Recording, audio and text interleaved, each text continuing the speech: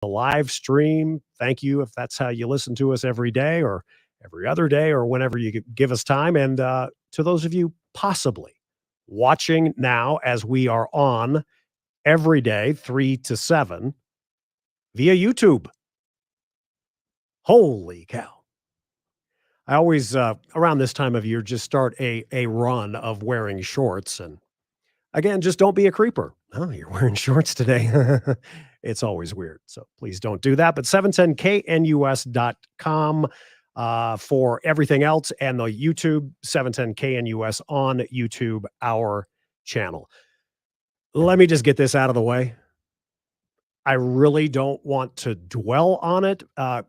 Again, I've been called so many names. There's very few that I haven't heard over the course of 32 plus years doing what I do. But I am so longing and looking forward to the time when, now look, I don't have to do what I'm about to do, but I look forward to the time when it's no longer, oh my God, we must again sound the trumpets. We have to put it out all over social media, whether it's the first Hispanic fill in the blank, or the first Black fill in the blank, or the first woman fill in the blank. Now, with the exception of when, not if, when a woman becomes president of the United States, I will certainly make a big deal about that. And men, it's just a matter of time, so don't be a chauvinist pig. Maybe they could have done even better than some of the guys. How about the current dude? Huh? How about it? Get vaccinated. Right. So what am I talking about? Well, Peppermint Patty, the good old press secretary at the White House, she is in her final moments, like a week, a little less than like a week and a half or so, a little less.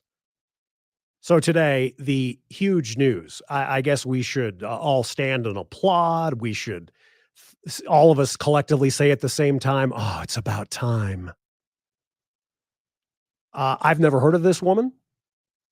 If you would have told me her name, I would not have known she was Black, white, Hispanic.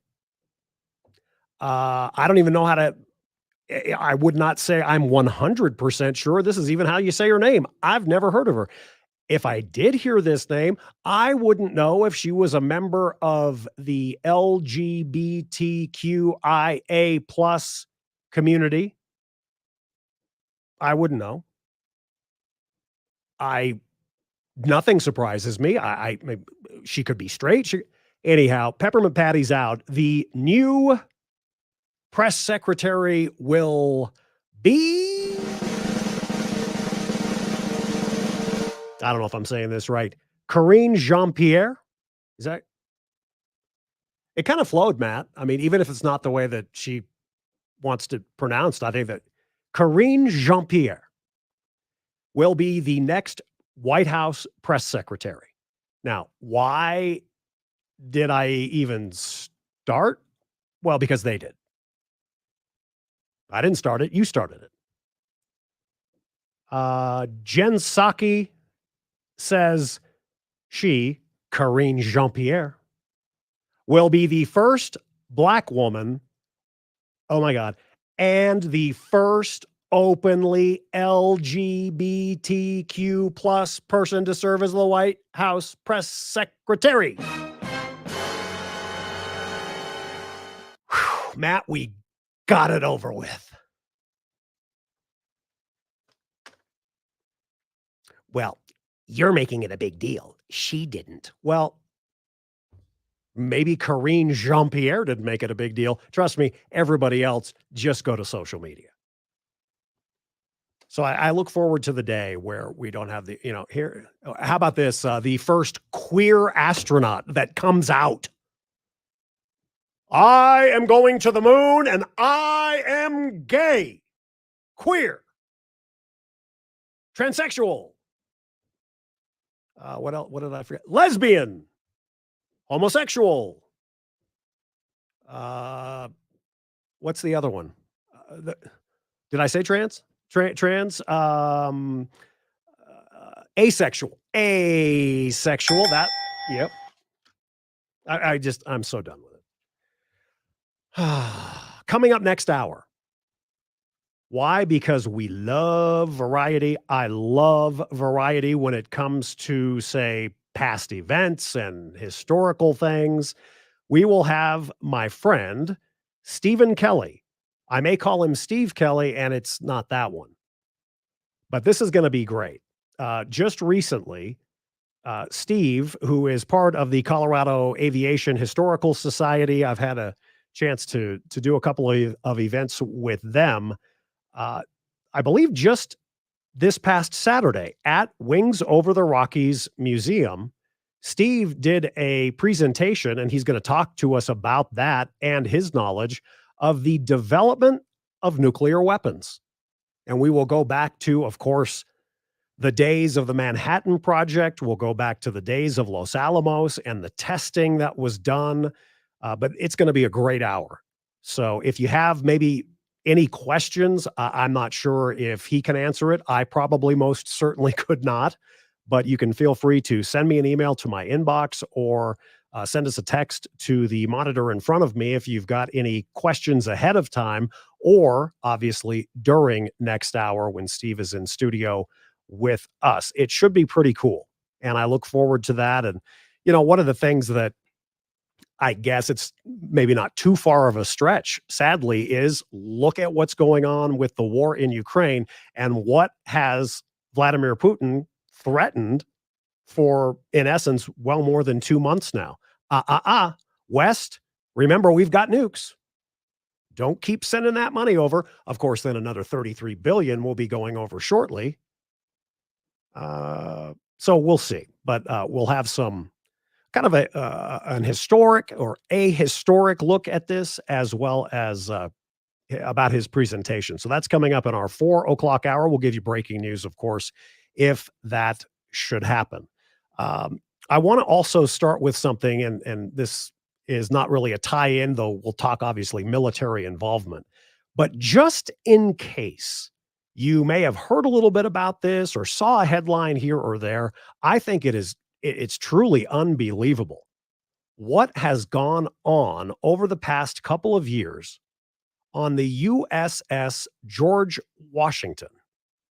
And let's catch you up now. It is, thank goodness, getting the attention that it rightly should. The crew of the USS George Washington is in the midst of a crisis. 5 suicides in the past year, 3 in the span of a week this month. Mikhail Rayshon Sharp, then Natasha Huffman, then Xavier Hunter Sander. My higher-ups failed me, and the same people that failed me on board that ship failed those sailors. 23-year-old Nautica Robinson joined the George Washington in 2019 to work on weapons systems, but the aircraft carrier was at port being overhauled, so instead she was painting and laying deck. Nautica began to struggle with her mental health and says she repeatedly asked for more support. And what did people say? It was like I said it and I spoke into thin air. Nobody listened. About a year ago, she tried to take her own life. I'm sad. I'm tired being here. I'm tired of being on this ship. I'm tired of dealing with this. It shouldn't be like this anymore. She was at her apartment and friends saved her. I was dying and nobody from my chain of command cared enough to even come to check on me. NBC News spoke with one other former sailor and 2 current sailors who described uninhabitable conditions on the ship and a culture where seeking help is not met with necessary resources, though it's impossible to know what led to individual suicides. We don't want to see any sailor harmed or hurt or lose their life. Period. The commander of the Naval Air Force Atlantic says they're working daily and aggressively to ensure support and resources are available to sailors in the shipyards, at sea, and at home. The Navy has added additional mental health services for the crew and is in the process of making temporary housing available to sailors who want it.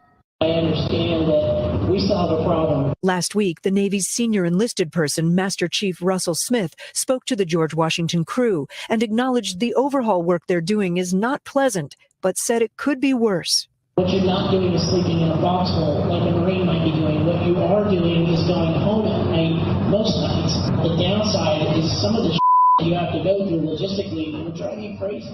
The reaction that I got was kind of like, are you serious? He seemed to be sort of saying, toughen up.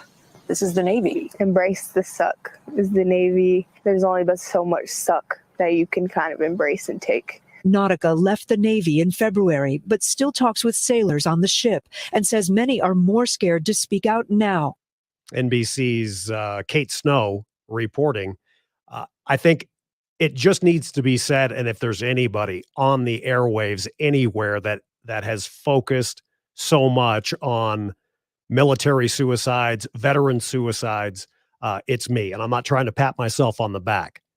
I also speak the truth to you, and I can only imagine that there are a few veterans who heard that, not just here on this program, but that was a nationally televised report from just a few days ago.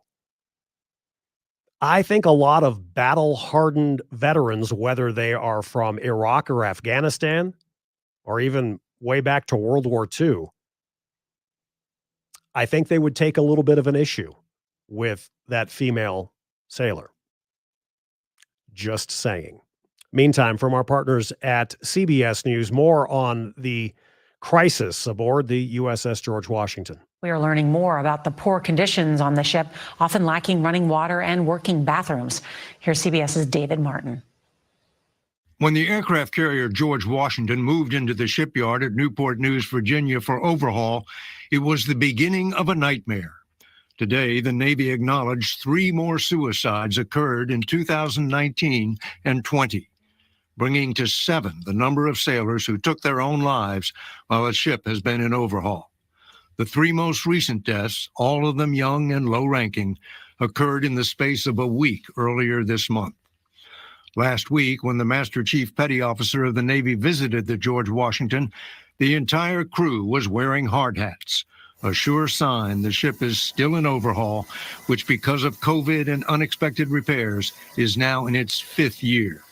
During a question and answer session, a member of the crew listed his complaints about life in a construction zone. Parking issues, cold water, hot water, living standards that aren't necessarily up to par. The Navy's senior enlisted man replied that those were just the realities of shipyard overhaul, and things could be worse.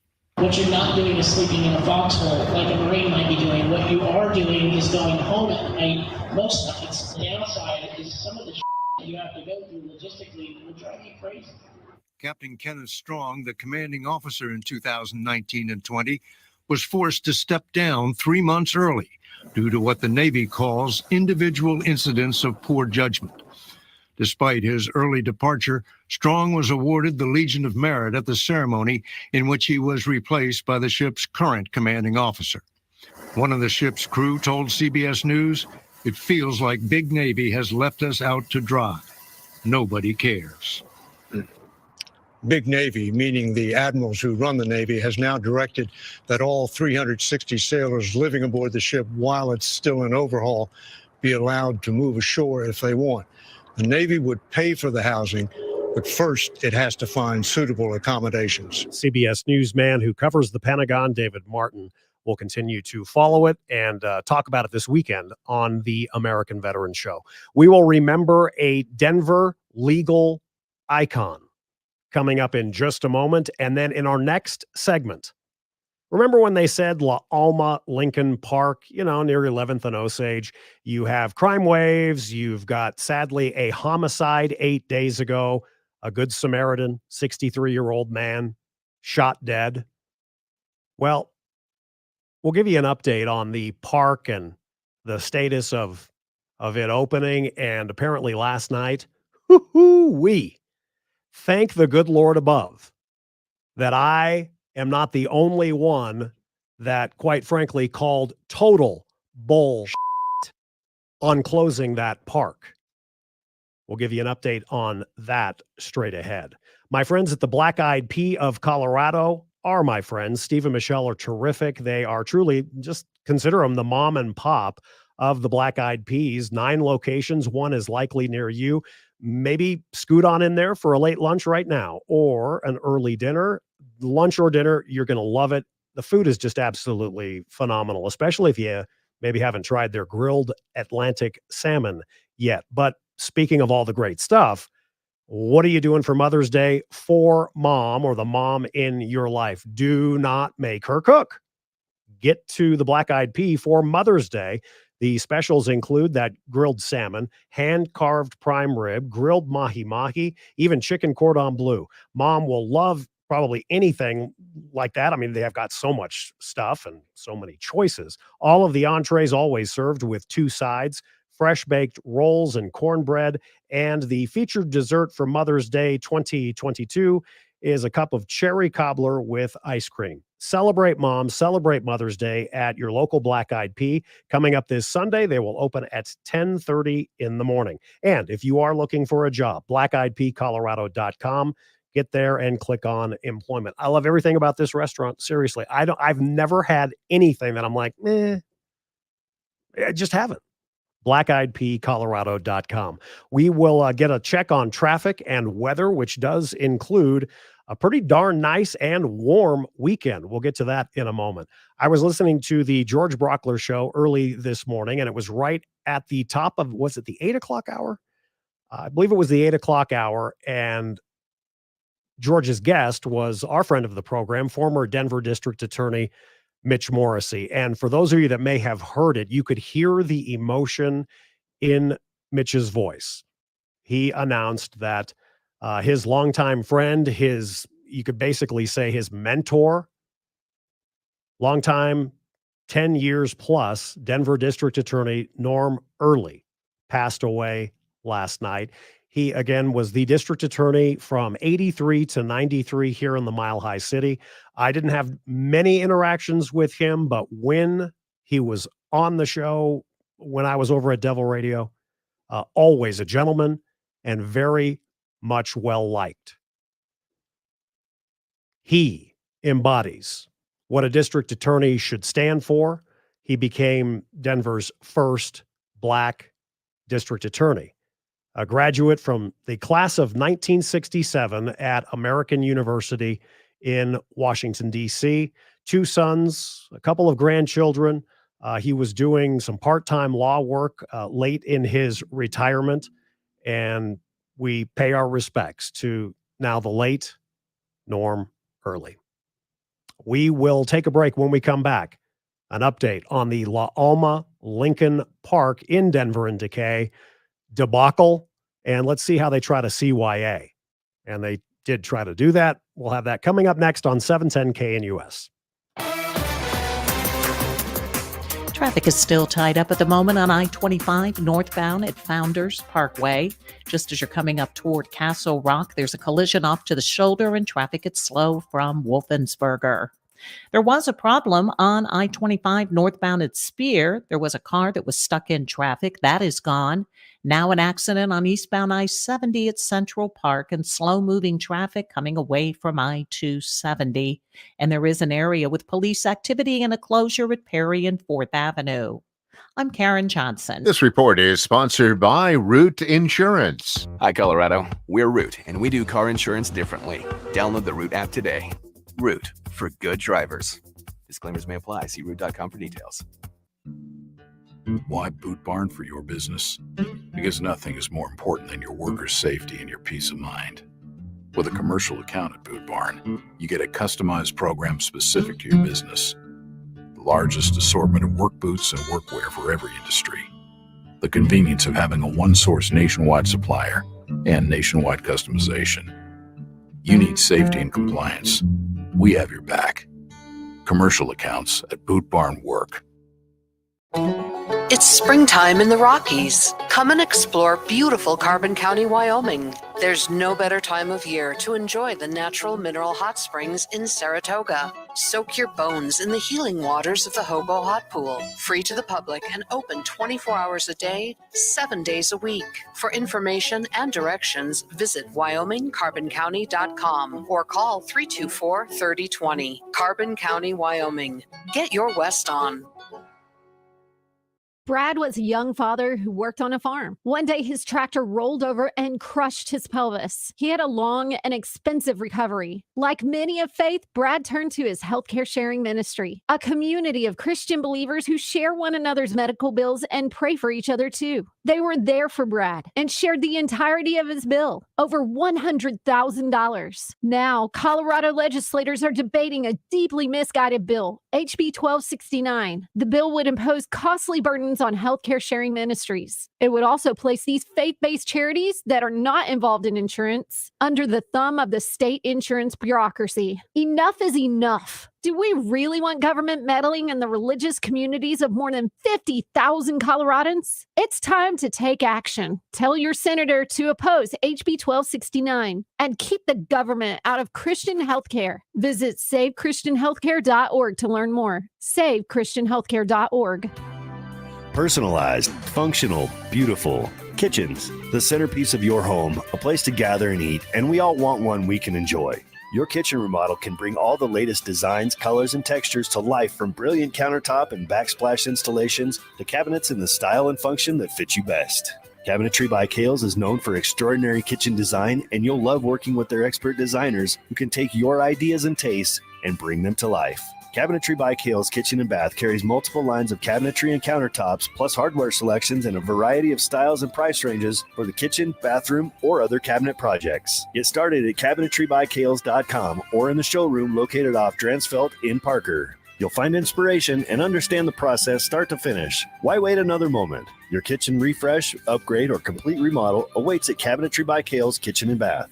cabinetrybyKales.com. Personalized, functional, beautiful. Dr. Julie McCallan here with Synergenics Denver. Our goal is better health for you. Aging doesn't have to be so hard. Getting older can be some of the best and most rewarding time of your entire life. At Synergenics, we use advanced testing and diagnostics to help uncover how to be a healthier you. The key to health isn't treating symptom after symptom. It's finding out why those symptoms are happening and what can be done to stop them for good. Your quality of life is directly linked to your specific risks. Our program is dedicated to keeping those risks as low as possible while increasing your energy, performance, and overall well-being. We start with comprehensive testing, followed by the prescription of precision medicines that address your specific health needs. We create a program designed specifically for you to help you focus, become stronger, and feel again in control of your life. Call Synergenics today. Our number is 720-387-3681 or visit our website at denver.synergenics.com. That's denver.synergenics.com. News Talk 710 KNUS. Listen live on Odyssey. A rough day on Wall Street today. I'll give you those numbers coming up in the news here on KNUS.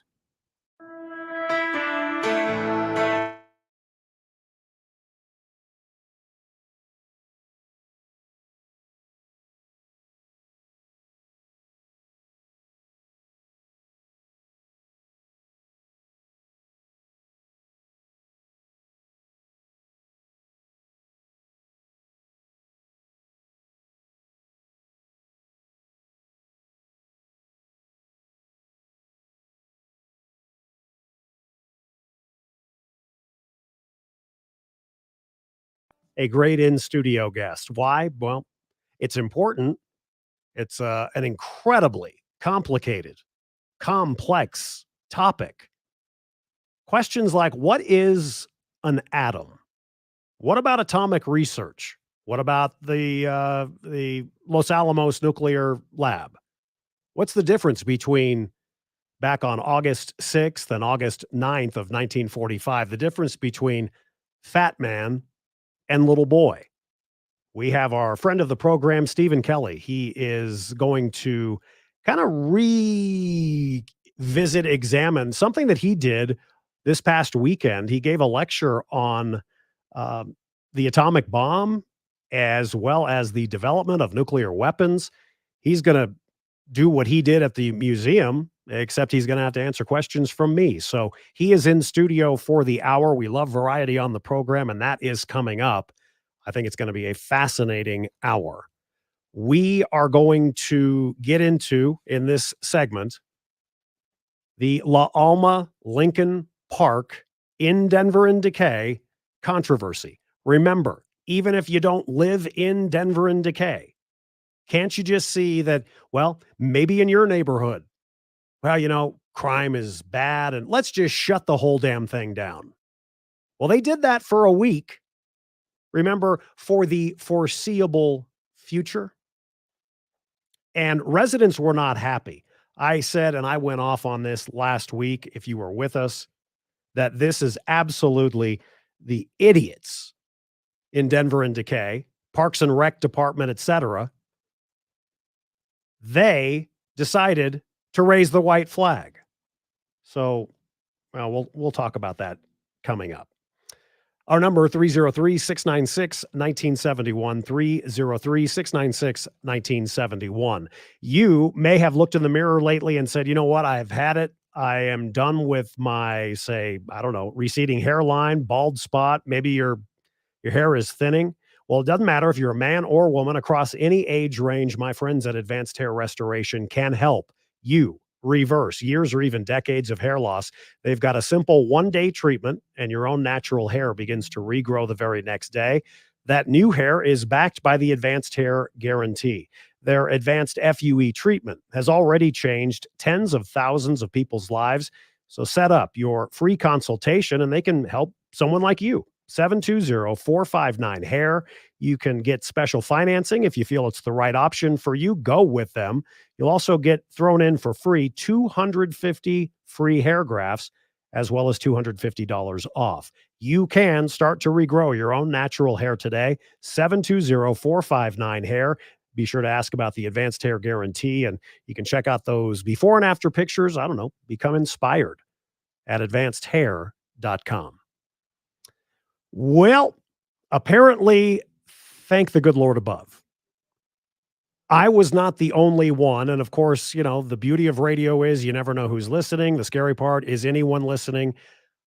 I would assume that maybe, I don't know, 710 KNUS, the Steffan Tubbs Show, we may not be, as big as I would like to be in District 3, City Council District 3 in Denver and Decay. It's incredible leader representing La Alma Lincoln Park is City Council member Jamie Torres, who last week tried to tell you and sell you a line of, well, how shall I say it? Bullshit. Yeah. That the park was closed last week and under the guise of for the foreseeable future so that rec center employees could grieve. That's what she was selling. Well, on this program and on our social media, Facebook and Twitter at Tubbs Show, TUBBS Show. I mean, I who am I? She probably didn't check her tweets or I don't know. I ripped her a new one and she deserved it. And here is the great thing. Apparently last night there was a community meeting about the reopening of La Alma Lincoln Park. This is just roughly on the west side would be I-25.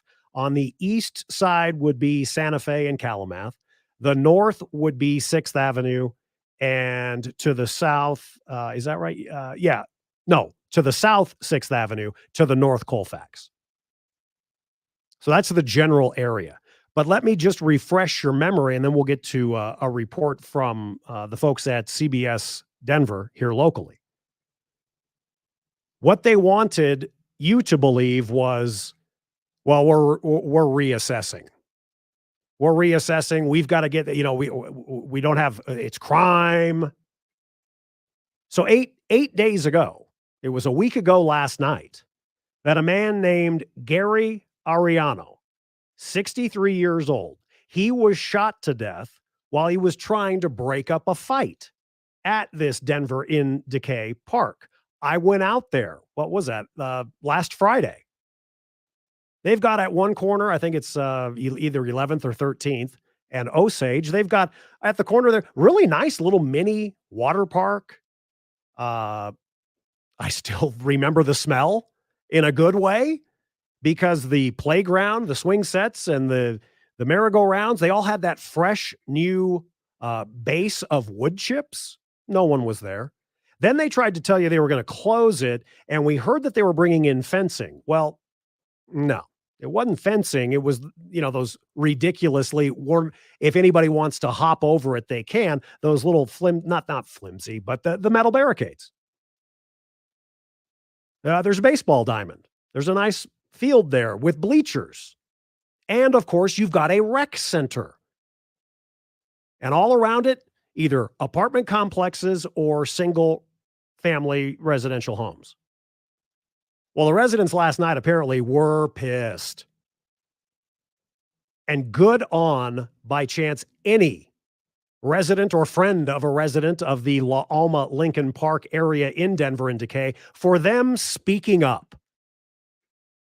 Coming up, you'll hear from Happy Haynes, who's making probably close to $200,000 a year, if not more, the former city councilwoman. Remember, this is the same Parks and Rec department that just were out of their minds trying to go after and then a lifetime suspension for the mayor of pickleball. They wanted to flatten him like a pickle slice. No more. You used a Sharpie. I do understand, sidebar, that there is an update on the mayor of pickleball, and when I am at liberty to tell you, I will. Trust me, I'm sitting on this and I'm going, gah! I got to talk about the mayor of pickleball. We will in due time. But last night, the residents were pissed. And this whole, we closed the rec center to grieve, according to the idiot Jamie Torres. Nobody bought it. Nobody bought the bull. And I love it. So now they announced, well, it was last night at the meeting, we will reopen the park. And they opened the park this morning. The power of the people, friends. This from CBS Denver. And the people who are impacted actually got to speak to the people making decisions for them. That neighborhood came out in full force exactly 1 week after they lost one of their own.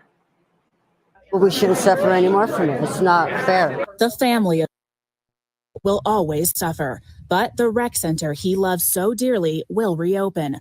The city came for dialogue. This needs to stop. And neighbors were ready to talk. That center should have never been closed. It's a community punished for an outsider's crime.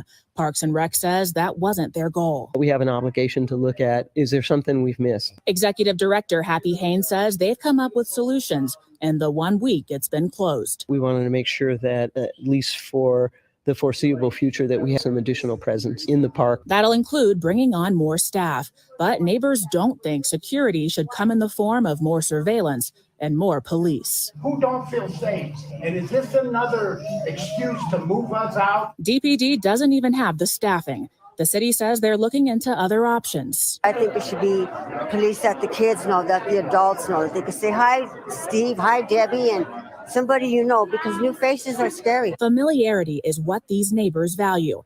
The changes they actually asked to see are taking much longer than a week. I think they're going to try, but I think we're going to get lost in the shuffle again. Now, Parks and Rec told me they've also heard feedback from people about just others hanging out in the parking lot who have no intention of actually using the facility. They plan to address that as well. The community also brought up the concern of the pool being closed all summer. The city says they're open to a discussion about possibly providing free transportation to another pool in the future.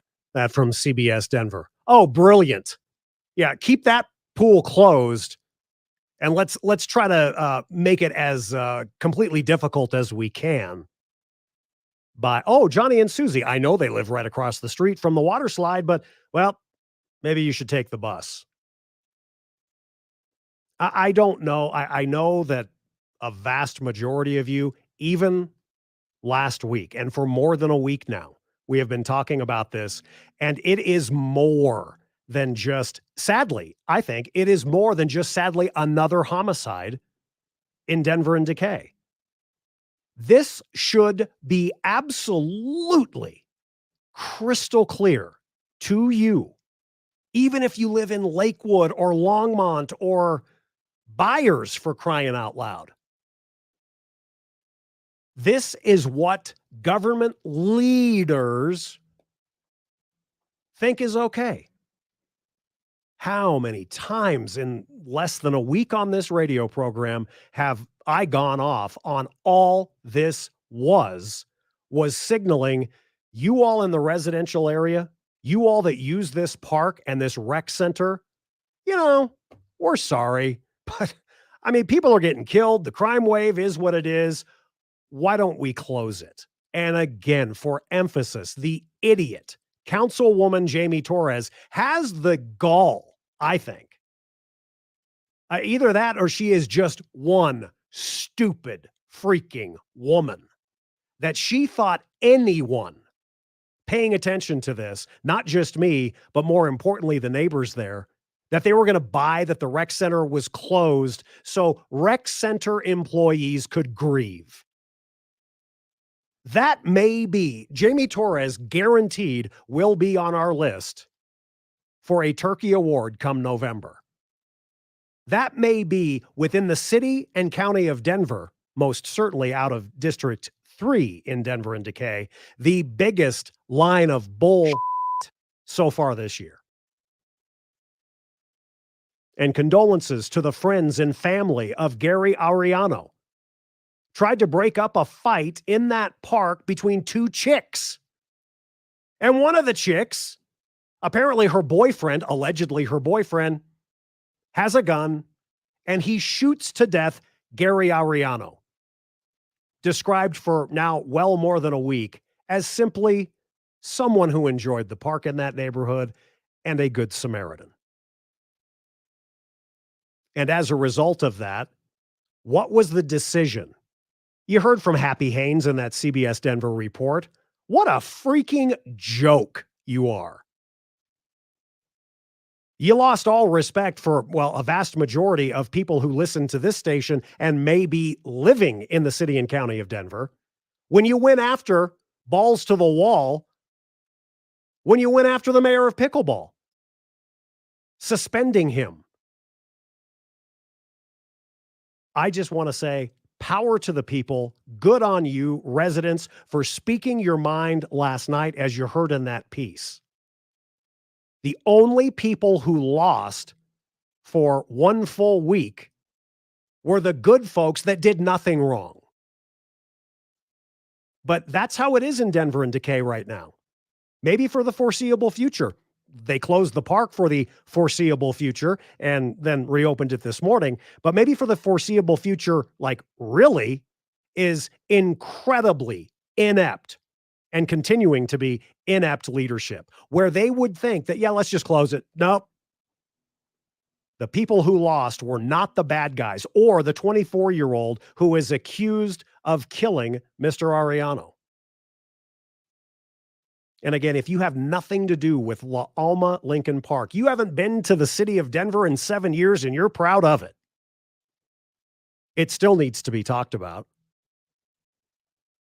So good on those folks. And again, shame and guilt to the idiots within city government and the idiots within the Parks and Rec department. You guys are, foolish. Have I mentioned they were idiots? Thank you. This would be a great transition, but I'm not going to say it. You may be if you didn't take my advice and call Town Group Mortgage and refi before, well, the Fed raised interest rates yesterday, 0.5 percentage point. Melissa at the Town Group, though, she can help you.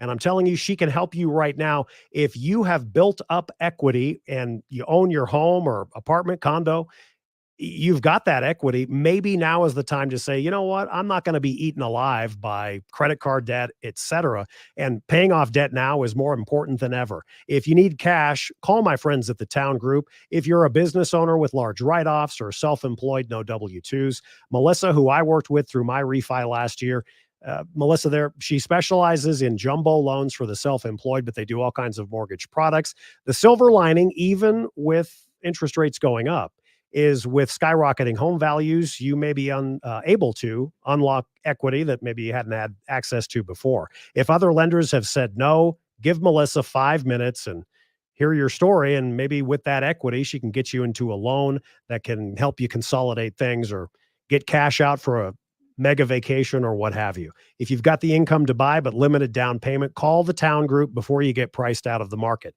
833-MY-JUMBO. That's 833-MY-JUMBO or towngroupmortgage.com. On this Cinco de Mayo, not Mexican Independence Day.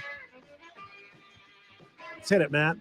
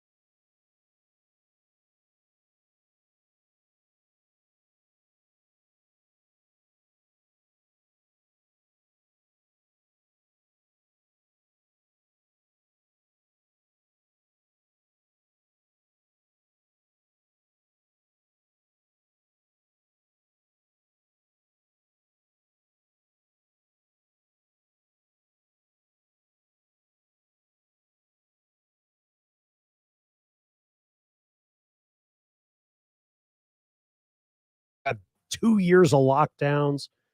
Go with my trusted friends and the team at Highlands Ranch Travel. For more than 15 years, they have handled the important vacations and business travel for me. 24-hour assistance while you're on the road. Yes, you can go to the website and book that bundled package with flight, air, hotel. I've done that before. But when you're talking about an important family vacation or you and the significant other getting away for, the first time in a while, I just like to go old school, I guess. And with Highlands Ranch Travel, you will be able to talk with a travel specialist most of the time because they've been everywhere around the world. You can hear firsthand, you know what? If you're thinking about, say, I don't know, Cancun, how about thinking about this option? Or you've got to go to this gelato place in Rome. That's the kind of personal touch that they give you at Highlands Ranch Travel. And you can sit down with the team, discuss your dream vacation plans, and even I like to look at brochures. But you will build a vacation that you will always remember. And seriously, if it's a European vacation, great. If it's just, hey, I want to go to Phoenix or Vegas and do it right, you can also call on the specialists at Highlands Ranch Travel. Marcy and her staff have been around for a long, long time, even through pandemic and even with so much on the internet as well. Tell them Steffan sent you and stop dreaming and start packing. Online, hrtvl.com. That's HR for Highlands Ranch, TVL Travel, hrtvl.com, or 303-791-2311, 303-2970. Hello. Is this thing on? 303-791-2311. You can book your appointment, hrtvl.com. I'm thinking about so many numbers because I'm looking at all the red from Wall Street today. Yikes. It was the worst day for the stock market since the early days of the pandemic, with the Dow plunging over 1,000 points to its ninth biggest drop in history. The Nasdaq suffered its third biggest sell-off, and the S&P 500 its sixth largest decline. Wall Street is worried that the Fed will have to unleash even bigger rate increases than the half percentage point hike this week in order to get a handle on inflation, which is at a 4-decade high. From CBS News. Hope you can stay with us. Coming up in a little less than 10 minutes, we dedicate the hour to getting a little bit smarter as to nuclear weapons. What's an atom? Our friend Stephen Kelly did a presentation at Wings Over the Rockies this past weekend. He's an aviator and certainly is knowledgeable. Here's just a sample of what we will talk about, and I love always playing those old school newsreels. A chain of 40 tiny coral islands surrounding a lagoon is Eniwetok Atoll in mid-Pacific, part of the Marshall Islands freed from Japan in World War II. Now, historic films made in the spring of 1948 and just released show Eniwetok preparing for heavily guarded and still largely secret tests of new atomic weapons. The test's purpose is to measure atomic effects on thousands of different materials, 30,000 tons of them, not, as at Bikini, to prove military effectiveness.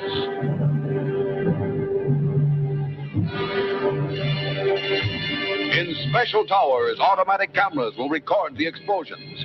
There are no newsmen, no foreign observers present as members of the 10,000-man Task Force T leave shore for safety just before the explosion of America's sixth atom bomb at Eniwetok, now the Atomic Energy Commission's permanent proving ground. Old newsreel stuff. We'll talk about it as we hear a little bit about the development of nuclear weapons. And of course, with the war in Ukraine, Russia certainly wants all of us to remember, before you think about doing too much, the United States or NATO, other Western countries, remember we have nukes. So we'll talk about that. Feel free to send us a text or an email if you've got any questions. We'll have an expert here in studio coming up next. And a reminder, you've got tonight and most of tomorrow to watch our Friday Homestretch film review. Film assignment this week is Major League from 1989. Laugh with us tomorrow about 6:40. We will play clips, trivia, and more. And, of course, the Friday film assignment and review brought to us by our friend Danny Cash. Danny Cash Hot Sauce, DannyCash.com. Danny's going to be with us in studio coming up next Tuesday. 4 o'clock hour is coming up next. Stay right there.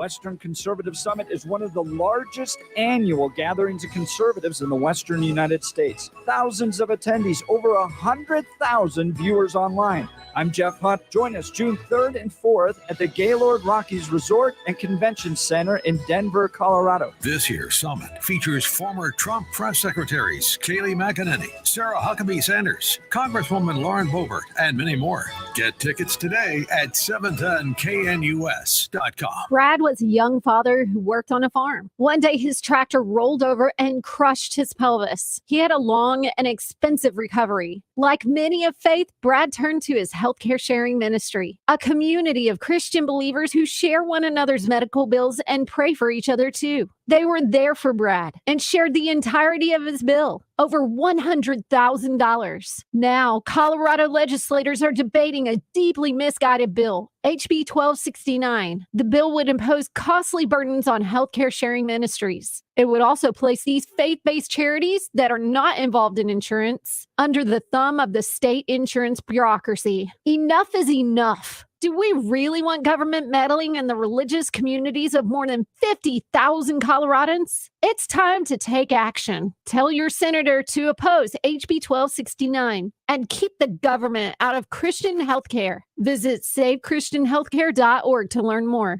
SaveChristianHealthcare.org. The Tree Farm's early spring tree and shrub sale now through Mother's Day. See what's on sale at thetreefarm.com. Choose from thousands of shade trees, evergreen trees, fruit trees, and more. And the Tree Farm has thousands of white, pink, or red flowering trees, including spring snow fruitless crabapple and a lot more. And you always get free professional loading. The Tree Farm's early spring tree and shrub sale now through Mother's Day. Come see. 25 to exit 235.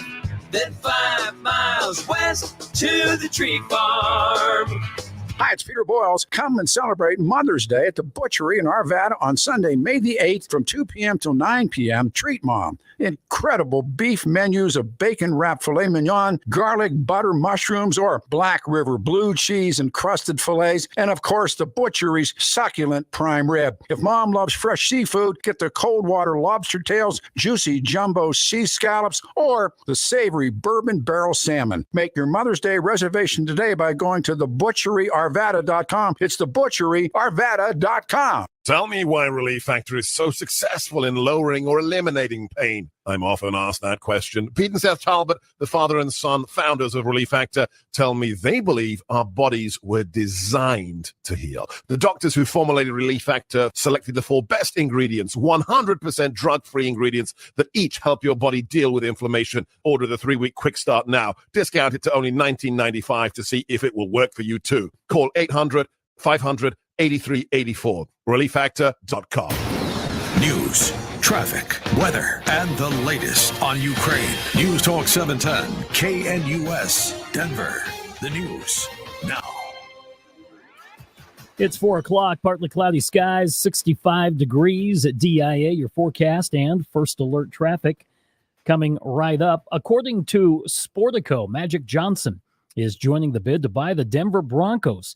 He'll join the group being led by Philadelphia 76ers co-owner Josh Harris. It's unclear how much money the NBA star might bring to the table. Broncos were recently valued at $3.8 billion. 710 traffic and weather now. Traffic is still tied up at the moment on I-25 northbound at Founders Parkway. Just as you're coming up toward Castle Rock, there's a collision off to the shoulder and traffic is slow from Wolfensberger. There was a problem on I-25 northbound at Spear. There was a car that was stuck in traffic. That is gone. Now an accident on eastbound I-70 at Central Park and slow-moving traffic coming away from I-270. And there is an area with police activity and a closure at Perry and 4th Avenue. I'm Karen Johnson. This report is sponsored by Staples. Staples stores are a new world of possible with innovative tools for small business and remote workers and learners. Explore more at your local Staples store or staplesconnect.com. Fair to partly cloudy skies tonight. We're going to be in the 40s for overnight lows. It'll be quite mild and partly cloudy with upper 70s and low 80s Friday, 70s and 80s Saturday, and middle to upper 70s for Sunday. Lows at night will be mostly 40s. Today and Friday dry. We might over the weekend have a little bit of afternoon and evening late day scattered shower and thunderstorm activity around. Weather brought to you by Colorado Flat Fee Realty. Now with a 2% option, pay less, keep more. ColoradoFlatFeeRealty.com. Meteorologist on day 710, KNUS. Don, partly cloudy, 65 degrees at DIA. This update brought to you by Discover. When it comes to your credit card, Discover believes in having real people available 24/7 to help answer your questions. Discover, exceptionally common sense. Austin Hopp, a former Loveland police officer, has been sentenced to 5 years in prison for the assault of a 73-year-old Karen Garner back in June of 2020. Hopp was criminally charged after a civil lawsuit filed by Life Liberty Law in April of 2021 brought the case to light. Colorado Senator John Hickenlooper taking on the abortion issue during a virtual town hall last night. The Democrat called on Congress to find a way forward on women's rights. I support the Women's Health Protection Act, which would codify Roe versus Wade into law. We will do everything we can to pass it. Colorado Avalanche hit the ice again tonight. Game 2 of the team's opening round playoff series against Nashville. They're up 1-0. Rockies lead the Nationals in the 7th, 8-6. Dow finished down today, 1,059 points. S&P 500 down 152. NASDAQ finished down as well, 647.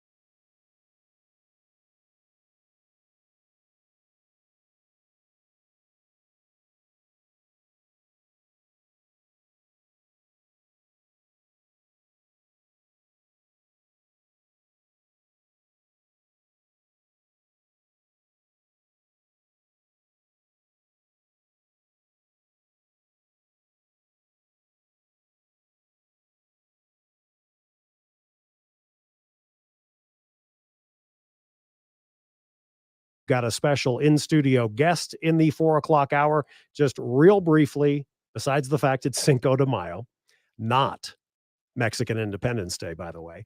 Coming up until 7 o'clock, starting in our 5, we're going to talk a little bit about some explosive, amazing back and forth between Alejandro Mayorkas, the guy in charge of Homeland Security, and Senator Rand Paul from just yesterday. I found this sound this morning, and we got to talk about it. So think about that and put it in your back pocket. We'll start talking about that in our 5 o'clock hour. As mentioned, and we did a little bit on this toward the end of last hour, another very bad day on Wall Street. The Dow was down more than 1,000 points. The NASDAQ down about 647, and the S&P down more than 153. We'll keep an eye on that and much more. And why don't we go ahead and get into it? I had the opportunity at the Colorado Aviation Historical Society. I hope I'm saying that right. Steve Kelly joins me in studio. He invited me to MC a couple of their events out at Lakewood Country Club over the last few years. Pandemic, of course, kind of screwed things up. It is great to see you. You are Steve Kelly, not that Steve Kelly that a lot of people know on the radio, and he, in fact, used to work here. It's great to have you, my man. Hey, thank you, Steffan. It's good to see you again. Yeah. And it's nice to be back. And I hope I can, give your listeners some information that will, kind of, whet their appetite, because we're planning to do more of these presentations out at Wings Over the Rockies. That's great. Let me set up. I suppose I should give you some background, or you can give some background. I will ask you to give me background in a moment, but the reason Steve is here, this past Saturday, for the first time since the pandemic, they were able to do kind of a lecture series, but his topic was fascinating. And truly, I'm so glad you sent me an email. Hey, I'm doing this at Wings Over the Rockies. Would you be interested in talking about it on the radio? Absolutely. Basically, the development of nuclear weapons first. So with that, that's why you're here. Give me a little bit, and for our audience, give us a little bit of your background as to who you are and what you do. Background, I'm a longtime resident in Colorado. I've lived here for the last 57 years, and I'm a Navy veteran. Did 22 years, and my specialty in the Navy was intelligence. I was an IS enlisted person, which is the rating as an intelligence specialist. I primarily did work in imagery analysis. That's what I was trained in. Did work at the Joint Intelligence Center Pacific from 2002 to 2004. I was involved at that command working with a group, and of course everything in intelligence is compartmentalized because of the security that we have to maintain. I worked with a group that was doing observations of countries in Asia to see that they were adhering to the requirements that were imposed by various nuclear arms treaties. So the person that I worked for was probably the expert on weapons of mass destruction in the Pacific theater. Wow. The expert.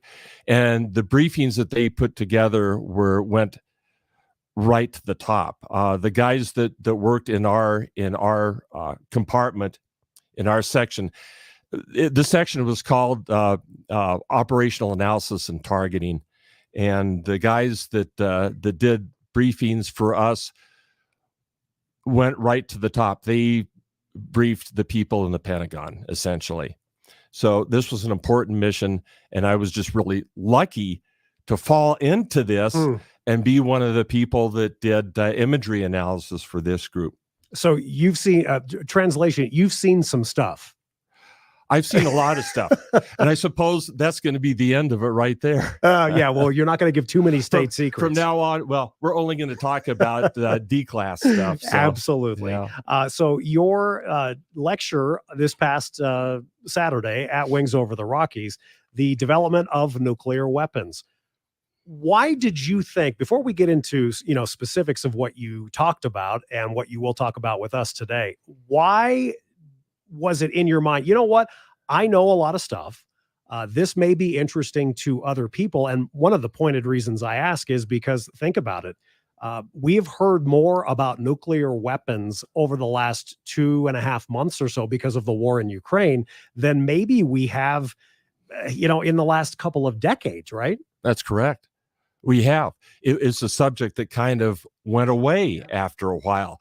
After some really important arms limitation treaties were successfully completed in the 1980s and 90s, all these countries, the major nuclear weapons producers, all reduced their armaments, reduced their stockpiles, and everything kind of went down to a very stable situation in terms of nuclear arms, except for 2 countries. North Korea and Iran.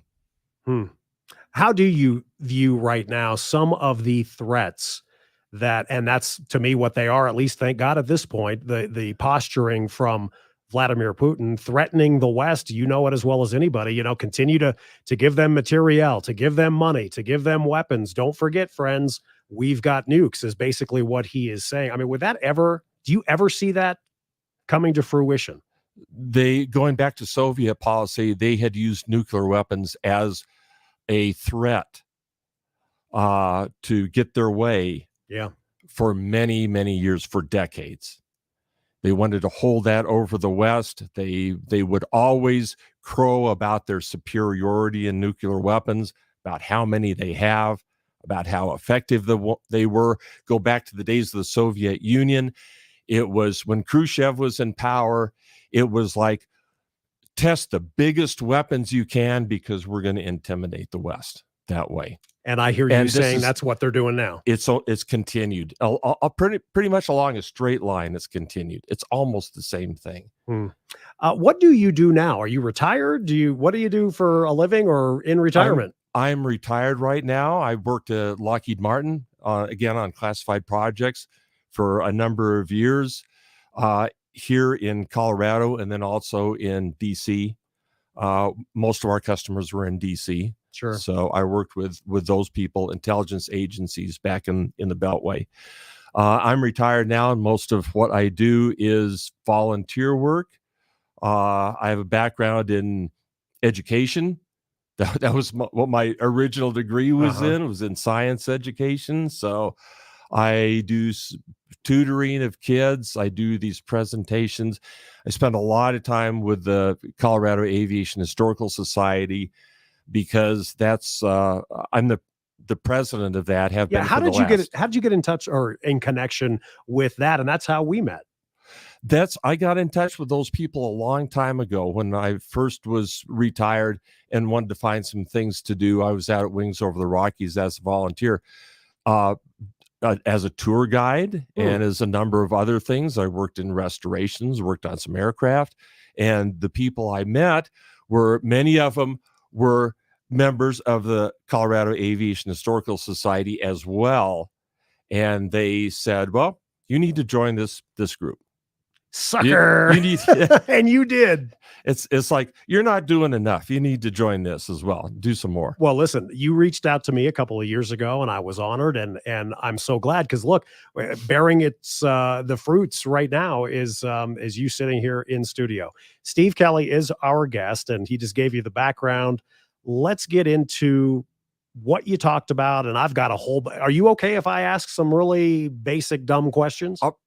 Anything you want. All right. Go right ahead. All right. I'll try. I'll do my best to answer them correctly. Okay, thank you. And because you said you still work with children, that is very good that bodes well for me. First, though, I want to play for, and we'll get you a pair of headphones, but this just an old newsreel. And just remember, in the 1940s, what an incredible, deadly weapon the atomic bomb really was. Robot planes take off for atmospheric measurements. The bombs will not be dropped from the air. At control stations, all is ready. Now.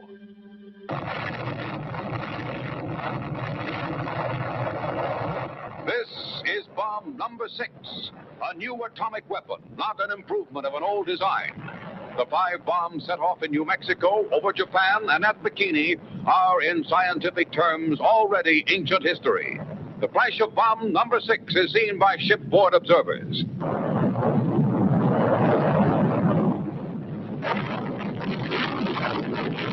And here is bomb number 7. Seen from a different angle, its death-dealing radioactive cloud spreads for miles above the Pacific. This is bomb number 8.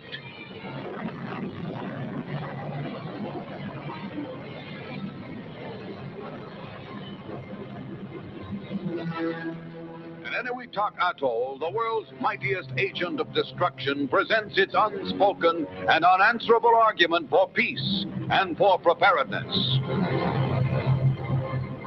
Old newsreel about the testing of the nuclear bomb on Enewetak, as you just heard. Let me ask first, this has to start with, all right, we've made discoveries. Take us back to the early days. Back to the early days, you get into the turn of the century, the 20th century. It really was known as the golden age of physics, because this was when people really started to investigate the atom and what the atom really was. For 2,000 years prior to that, people had the concept of the Greek atom, which was a really small particle of matter that had the characteristics of that matter, but essentially like a grain of sand, only something so small you couldn't even see, but it was a little solid particle. That began to change, and it began to change from some people who were really astute observers and experimenters. I talked about Marie Curie in that lecture, and Marie Curie had done some experiments with radium. People that worked in uranium mines in Czechoslovakia back around the early 1900s, late 1800s, they would mine this ore, uranium ore, and they would notice, in these dark mines that there were these little glowing specks on this uranium. Well, people being industrious, they would collect these little specks, get a whole bunch of them together, put them into a liquid and paint the dials on their clocks and watches with this radium paint. That's amazing. So that you would see it at night. And it was like, hey, this is really cool. This little stuff, this glowing stuff. And paying no attention, though, to potential health hazards, or they had no clue. Anything like that. They had no idea what they were doing. It was harmful to their health, but they didn't know it. Well, Marie Curie saw this radium, and of course it struck her that, like, well, what is this light? Light is energy. Why is energy coming out of a rock? Why would that happen? And she did some experimentation for several decades, really, and it led her to win the Nobel Prize because she identified the elements of radium and polonium, and she coined the term radioactivity for this emission that's coming out of this rock. She called it radioactivity. She wasn't really sure what it is, but it had something to do with these atoms changing their form. And then later, when a couple other experimenters in England, which would be Thomson, J.J. Thomson, was looking at that, and Rutherford, they really discovered more about these atoms, that the atoms were composed of different particles. They were electrons, neutrons, and protons. They discovered those elemental subatomic particles. In the 1920s, a Danish scientist, Niels Bohr, who was actually did a lot in a lot of different fields, but in nuclear physics, he came up with the concept that we know of as what we think of an atom as today. The Niels Bohr diagram of the atom is what I think everyone has seen in high school chemistry class. It's a nucleus with protons with a positive charge on there and neutrons with no charge, and it's surrounded by little rings of electrons, right? They're in different numbers of electrons. You just need to remember, I'm still a radio guy here. I'm nodding, but I'm going, but continue. but that's, I'll bet everybody can visualize that. You've seen that before. Well, that was the concept of what an atom was. And it was such an advance within these, 2 decades. The science advanced dramatically. The next thing is that people were discovering that some of the big atoms, some of the heavy ones, like elements of polonium, radium, uranium, they seem to give off these discharges of different particles, alpha particles, beta particles, gamma particles. It's radiation. Well, people thought, some of these experimenters thought, there's something about these big elements. It seems like you can get to uranium, but you know what? There isn't anything bigger than that. There isn't anything with a larger atomic number or heavier than that. Maybe these big elements are kind of unstable. That's when they started bombarding these elements like uranium with neutrons and trying to get them to break apart, because they thought if they're somewhat unstable, they can break apart. They can cause them to fission. It's amazing to me. We've got to take our first break, but I want to ask you real quick about, think of, you mentioned this is obviously at the turn of the 19th into the 20th century. And then we get into the 20s and the 30s. But what about the technology that they're using to find all of the information out? I mean, it's almost amazing just unto itself what limited technology they had, obviously. They had to invent it as they went. Crazy. And these people were geniuses at their inventing these things for experimentation. We will take our first break. I hope you are enjoying our guest as much as I am. Steve Kelly, not that one. We're talking about his presentation that he just gave, and he's giving it to us right now. Volunteer at Wings Over the Rockies. He's connected with the Colorado Aviation Historical Society and a proud United States veteran of the Navy. We will take our break, and when we come back, I want to get to, we'll pick up the story from there. And then when is that, forgive the analogy, light bulb, when does that go off that, there's a lot of power here? a lot of energy. And when that transformation comes from, oh my goodness, look what we've discovered, to we could use this potentially as a weapon. So we'll continue that. Stay with us. We love variety, and we hope you do as well. Steffan Tubbs with you, 710 KNUS. Traffic is still tied up at the moment on I-25 northbound at Founders Parkway. Just as you're coming up toward Castle Rock, there's a collision off to the shoulder and traffic is slow from Wolfensberger. There was a problem on I-25 northbound at Spear. There was a car that was stuck in traffic. That is gone. Now an accident on eastbound I-70 at Central Park and slow-moving traffic coming away from I-270.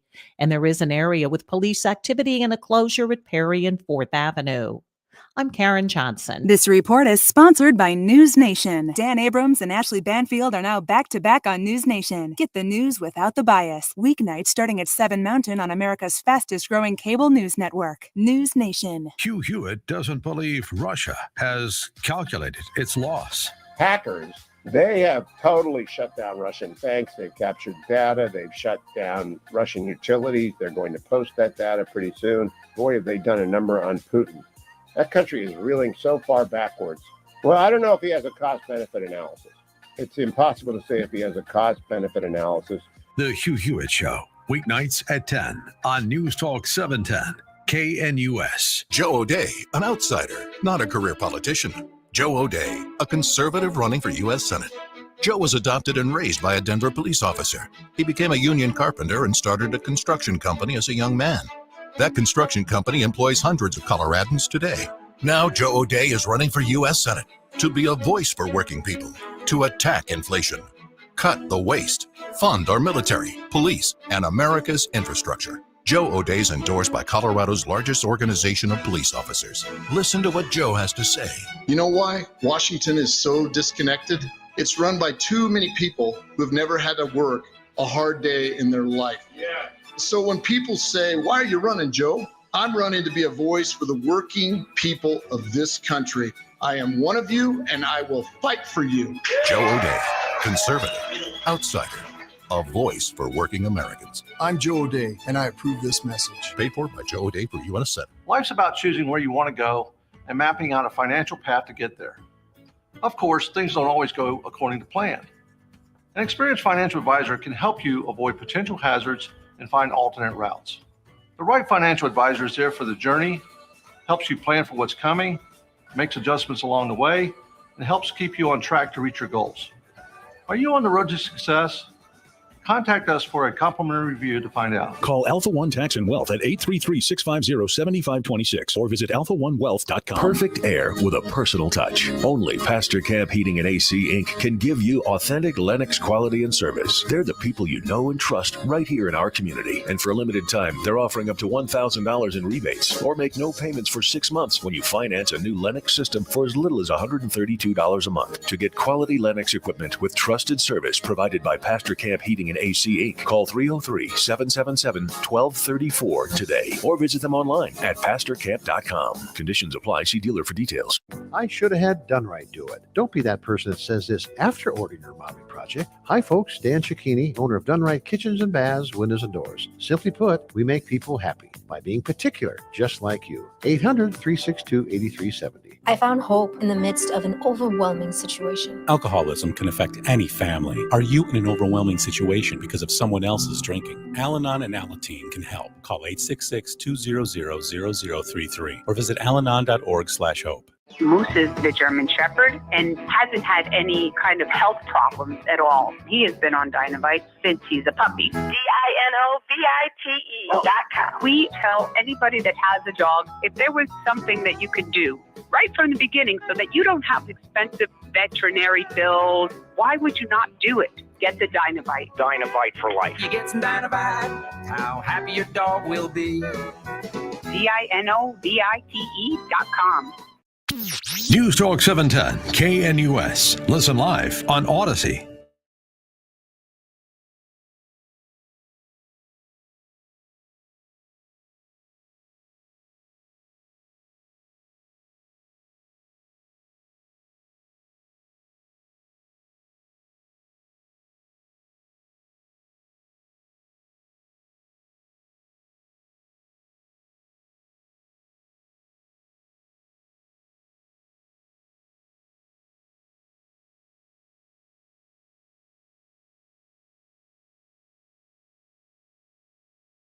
you are enjoying so far. Here's one, Steve. When you look on your monitor, Mr. and Mrs. Texter, thank you. And I quote, freaking awesome guest, exclamation point. I love the variety. That is proof positive. They like you.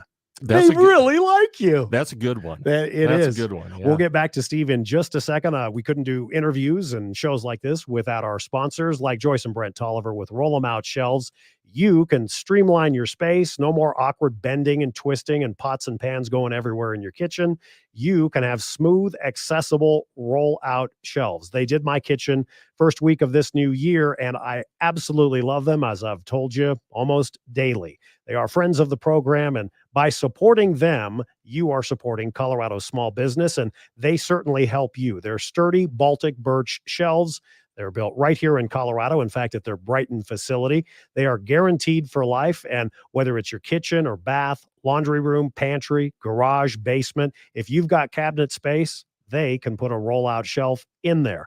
Free home estimates, no high pressure. Schedule, and you'll be so glad you did. Simple storage, clean quality construction, and if I may say, two very nice people. Maximize your space. Don't wait. Call them today at Roll 'em Out Shelves for your free estimate. Tell them Steffan sent you. 303-475-9601, 303-475-9601, or rollemoutshelves.com. We continue with a little, I don't know, nuclear physics 101, and I am certainly anything but a scientist. I can barely balance back in the day my checkbook.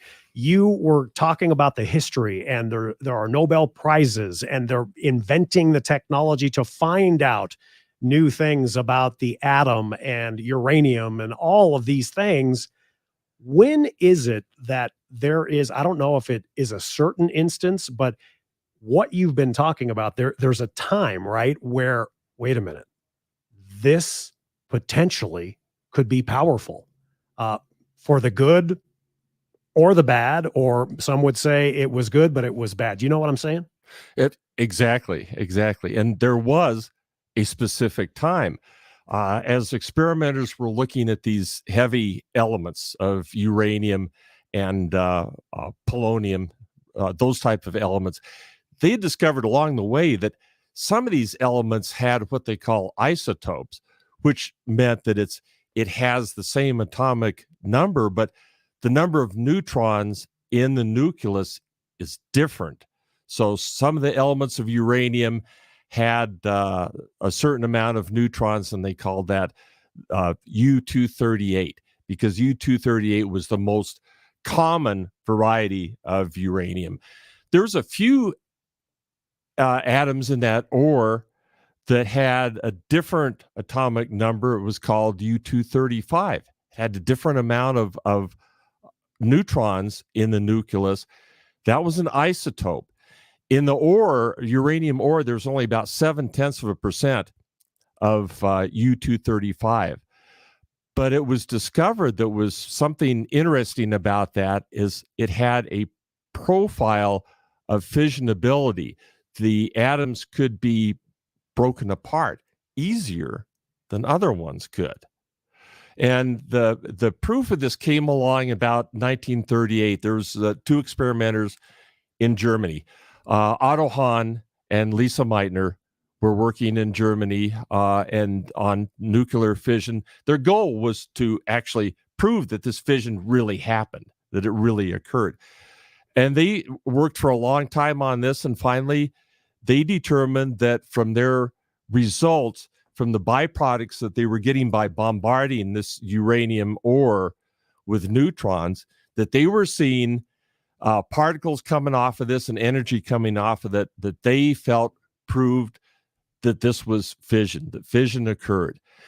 That was kind of the breakthrough, because after that point, once they published their paper on that, and Lisa Meitner did the mathematics to it to show that it was in tune with what Einstein had put together years before when he was doing his theoretical work on energy and matter, they found that the two meshed.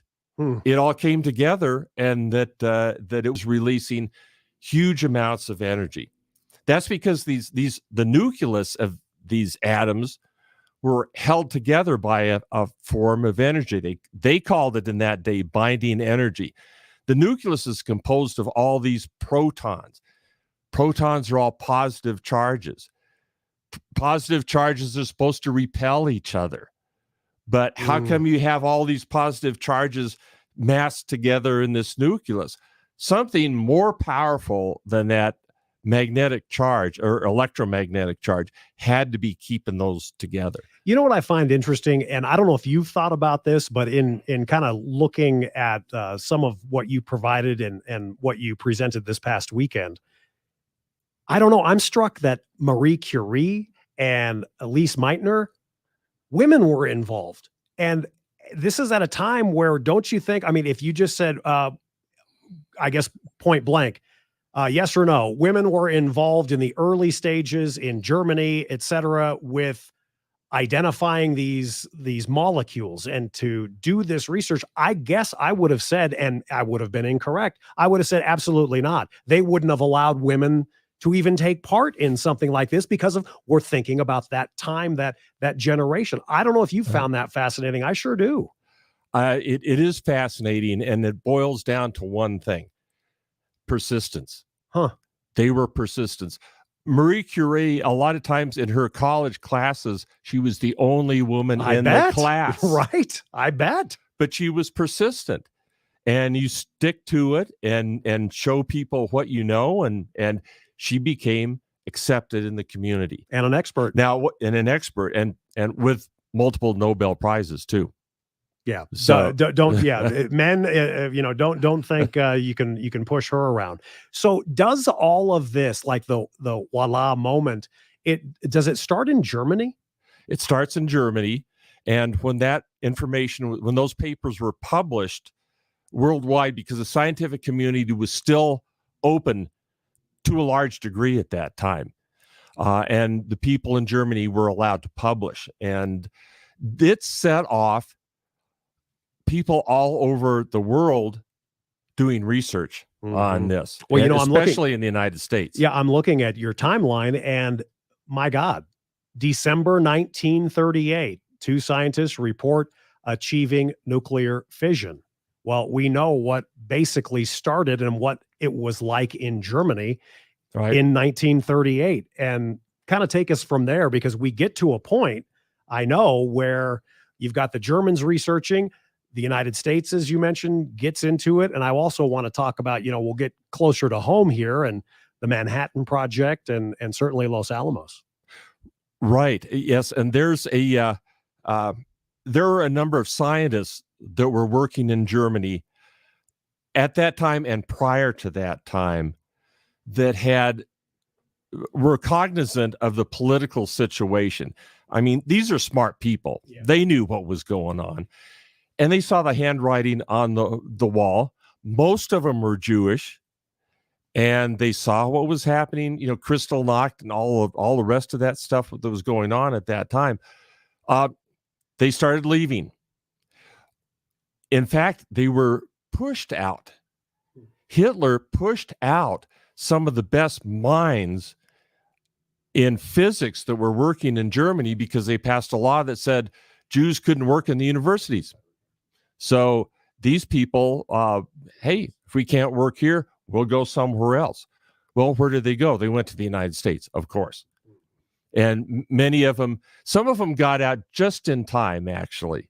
So a lot of these key physicists came to the United States. And of course, some of them had already won Nobel Prizes, so they could get hired at the universities easily.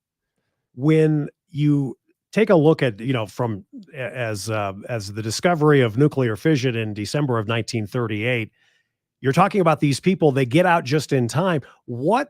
I guess just you can assume, had they not gotten out, if they remained in Germany, it certainly gets to Hitler and to the Third Reich that this is a potential game changer, and I'm sure probably the people, they were either going to do it there or here. At least they were here and not being forced to do it. I'm sure that there are probably movies and many books about that. And people realized it, or a handful of people realized it about the same time. Some of them were in Germany and some of them were in the United States. It's kind of almost like a wait a minute moment. Wait a minute. What we've stumbled upon, right? This could potentially, well, we would say, of course, from our perspective, get into the wrong hands. They felt the exact same way, but they wanted it because they didn't want us to have it. There was a scientist that came from Hungary to the United States. His name was Leo Szilard. He was one, and the story about him is one day, as he relates it, one day he was walking across the street in London, stopped at the don't walk sign, and he was thinking about this, and it came to him just as a flash. It was like, they've discovered fission. You know what you could do with fission? If that U-235 fissions and throws out neutrons, it could conceivably strike other atoms of U-235, and they would fission, and then it could strike more atoms of U-235. You could start a chain reaction. And at that moment, he thought, I have to do something because these people in Germany know what I've just realized. I mean, I get goosebumps. My hair stands on end hearing you say that. And he is thinking, wait a minute, they know it too. Right. It's not just me. So at that, he was very instrumental in getting the project started in researching nuclear fission and actually the construction of the bomb in the United States. Crazy. Our guest is Stephen Kelly. Steve Kelly, he joins us. He's here till the top of the hour. We've got one more break coming up. Would you address, before our next time out, the letter of warning from Einstein to FDR? I find that fascinating. It is fascinating. And it's a great story too. It's Leo Szilard, when he came to the United States, this is something that literally kept him up at nights, worrying about what was going on in Germany. And he thought he had to do something. He had to get the information to the American government. But here he is, a recent immigrant.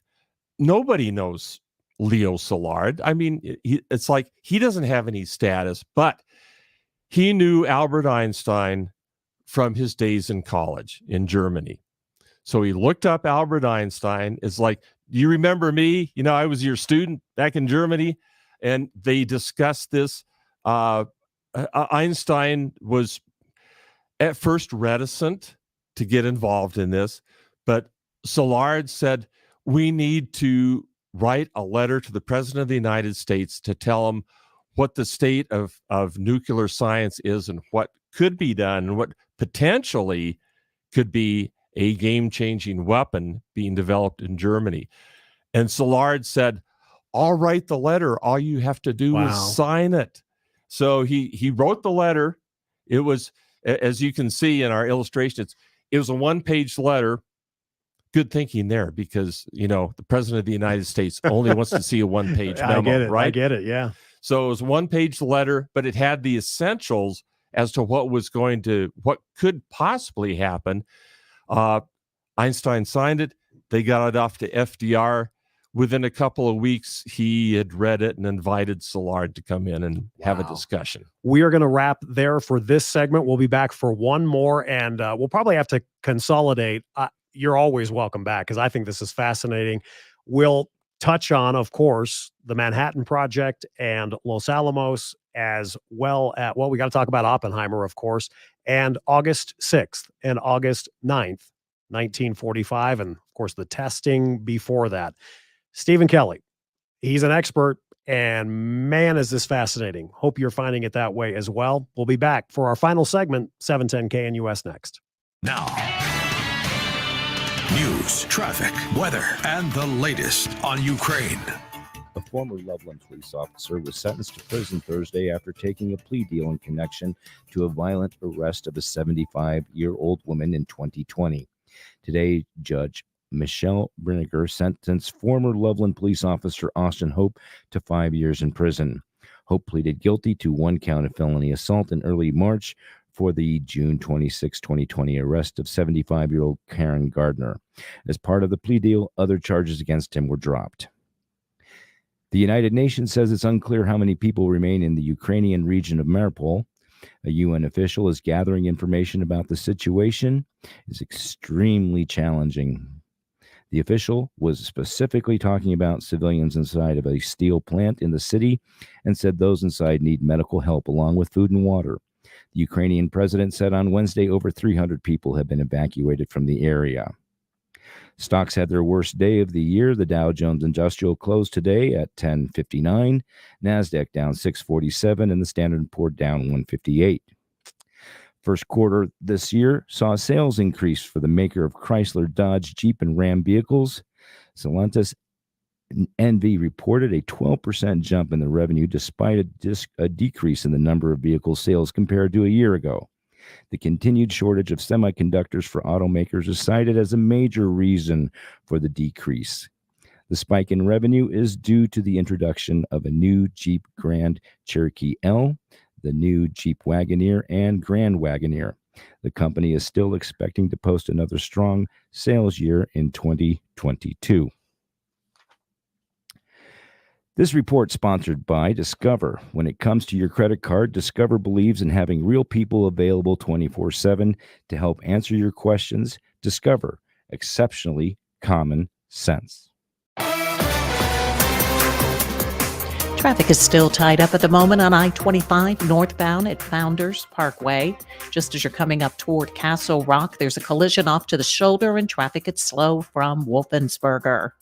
There was a problem on I-25 northbound at Spear. There was a car that was stuck in traffic. That is gone. Now an accident on eastbound I-70 at Central Park and slow-moving traffic coming away from I-270. And there is an area with police activity and a closure at Perry and 4th Avenue. I'm Karen Johnson. This report is sponsored by News Nation. Dan Abrams and Ashley Banfield are now back-to-back on News Nation. Get the news without the bias. Weeknights starting at 7 Mountain on America's fastest-growing cable news network, News Nation.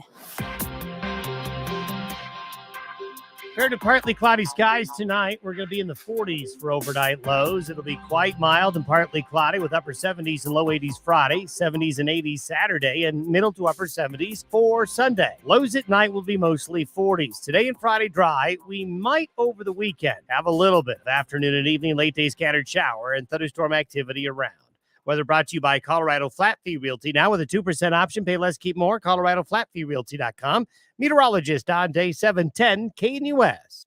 Colorado Flat Fee Realty.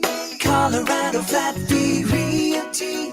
In today's active real estate market, don't pay too much to sell your house. Colorado Flat Fee Realty is now offering a 2% option. If you were selling a $500,000 house, the agent typically charges you 6%. That's $30,000 for just a few days of work. Colorado Flat Fee Realty has a much better way. On that same $500,000 sale, you would save thousands with Colorado Flat Fee Realty. Now with a 2% option, why would you list your house with anyone else? Pay less, keep more. Colorado Flat Fee Realty. Call 303-300-9660 to find out more. 303-300-9660 or visit ColoradoFlatFeeRealty.com. Colorado Flat Fee Realty. Now with a 2% option. Pay less, keep more. ColoradoFlatFeeRealty.com. Colorado Flat Fee Realty.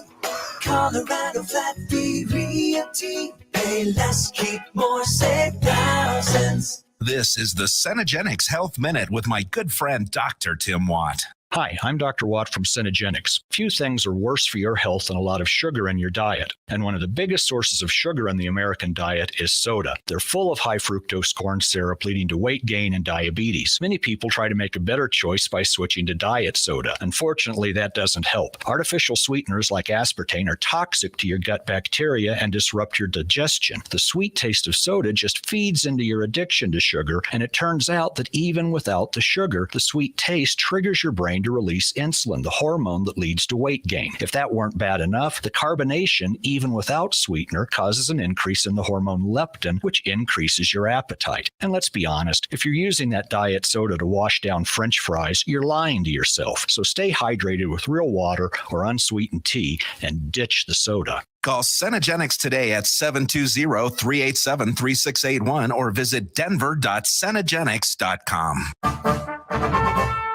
J-Dog Junk Removal and Hauling is your source for junk hauling, decluttering, demolition, cleanouts, and e-waste recycling. Whether it's clearing out an entire home, one room, or commercial space, J-Dog provides the best service at very competitive prices. Trust J-Dog to haul it out without you having to lift a thing. They are veteran-owned, operated, and hiring. Visit them at veteran-junkbizco.com. That's veteran-junkbizco.com. News Talk 710 KNUS. Listen live on Odyssey.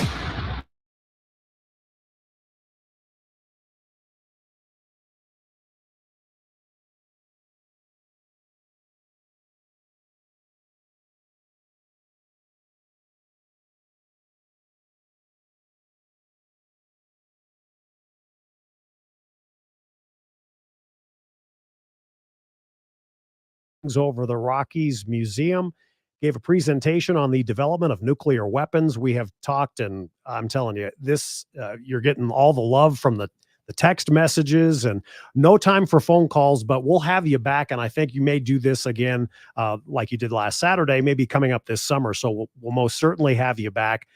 We've got less than 10 minutes, so we're not going to do the Manhattan Project any justice, obviously. But in a nutshell, picking up from what we've talked about, scientists come over, they get out of Germany. Many of them are working here. And when does that whole thing start? They've already realized, we've got something here. The Manhattan Project didn't get started for a while. Einstein wrote that letter in 1939. And they went through 1940 and 1941, and Roosevelt had a committee put together to look at nuclear energy, and there was some work being done in the universities. UC Berkeley and University of Chicago were the centers of physics at that time, as well as Columbia, and there were experimenters doing work, but it was through the universities. After Pearl Harbor, everything changed. Everything changed, and Roosevelt decided we've got to do this, and we've got to put a program together quick. Roosevelt had a knack, an uncanny knack of finding the right person for each job. And to head up this atomic bomb project, he found General Leslie Groves. Groves was in the Army Engineer Corps, West Point graduate, and his office with the Corps of Engineers was in Manhattan. Thus, the project is called the Manhattan Project. Got it. So Groves was put in charge of this. Absolutely the right guy to do it, because he would not wait for anything. He would, when a decision was made, it was carried out immediately. There was no waiting. He was able to get a blank check written from the Roosevelt's head of production, and so that anything he needed for this project, he could get. He convinced the right corporations to get involved with it, because he needed the expertise of people to build these big facilities. He knew, and scientists knew at that time, that there was two ways to build a bomb. One way is use uranium-235, and it would be a conventional, what they call the gun type bomb, where two masses of uranium would be blown together, and they would set off, they would create what was called a critical mass and set off the chain reaction. The other method was called the implosion method, and they would use plutonium and surround it by high explosive lenses to push the plutonium together, to compress it, make it about the size of an orange. And as it was compressed, it would become a critical mass and therefore start the chain reaction. Amazing. It was known as Project Y? The Project Y. And there was Project X and Y. X was the Oak Ridge laboratory that was set up.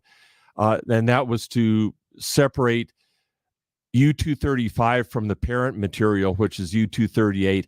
Difficult problem.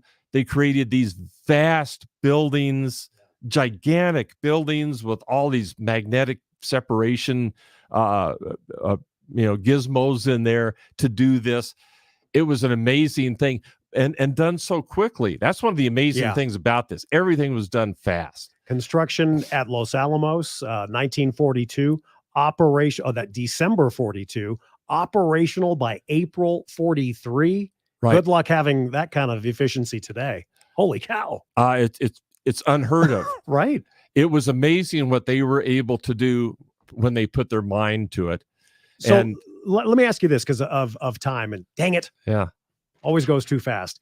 Give me the differences and tell everybody the difference between, if there is one, first Little Boy and then Fat Man. right. The Little Boy bomb was, of course, these were designed and built at Los Alamos. The Little Boy was looked like a conventional bomb. And what it had was, it was actually a gun barrel from an Army 75 millimeter howitzer, where the projectile in that gun would have been a round slug of uranium, and it was put into the breech, and then they put the cordite powder in there.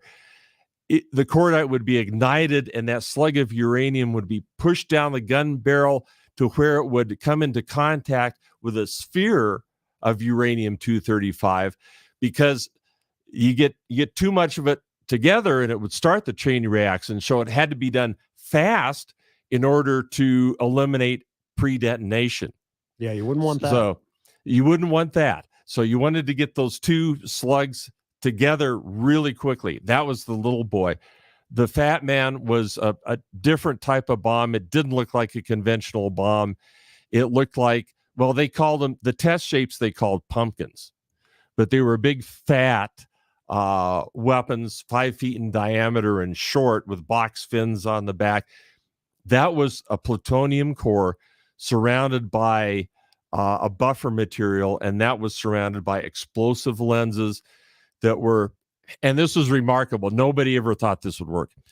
The explosive lenses had to send out a shock wave, and all those shock waves had to work in they had to work in conjunction with each other. They couldn't interfere with each other, because the sphere of plutonium had to be compressed evenly to get it to be reduced to the size where it would become a critical mass and then set off the chain reaction.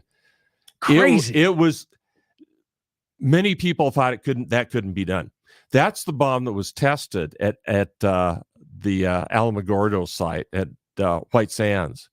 Could you imagine if in July. we could go back in time? That'd be one of the events I think I'd want to see. The Trinity test and down there. Oh my goodness. It would be amazing to see that. And of course, the people that were there were all the folks from the lab in Los Alamos that went down to watch this event take place. It's crazy. Yeah. I wish we had more time with you. Here, I say it all the time. You know, oh, what a great guest. I hope you heard him and her and all of this. Here's a text. All it says, outstanding guest. You see, you did well. We are going to have you back, hopefully in the early to mid part of summer. And then we're going to do it ahead of time for your next lecture and presentation at Wings Over the Rockies. I'll leave you with the final word. I mean, this is fascinating to all of us. You clearly are an expert. It's truly amazing, isn't it? That it is amazing. It happened. A final word might be come out to Exploration of Flight on Saturday. Well, tomorrow, Saturday and Sunday, the B-29 dock is going to be there at, and check their website, because I don't know the times. Check the website for Wings Over the Rockies Exploration of Flight. Come out and see the B-29.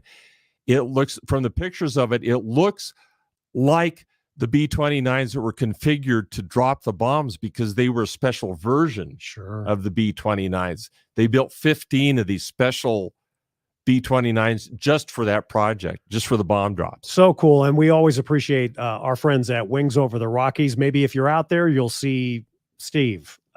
Tremendous hour. Thank you so much. And I look forward just in a couple of months, whatever we can do to get more butts in the seats for you and your next presentation, we certainly will. That'd be great. Thank you. Thanks for having me on too. It's been a pleasure. Absolutely. Steve Kelly, fascinating stuff. Maybe next time we have him we'll pick up with the Manhattan Project. We know what happened August 6th and August 9th of 1945, but say that's what we'll do. Let's get back to Los Alamos. But in the meantime, see him at Wings Over the Rockies. Stay with us. The 5 o'clock hour is next, and an update on a park that's now open in Denver.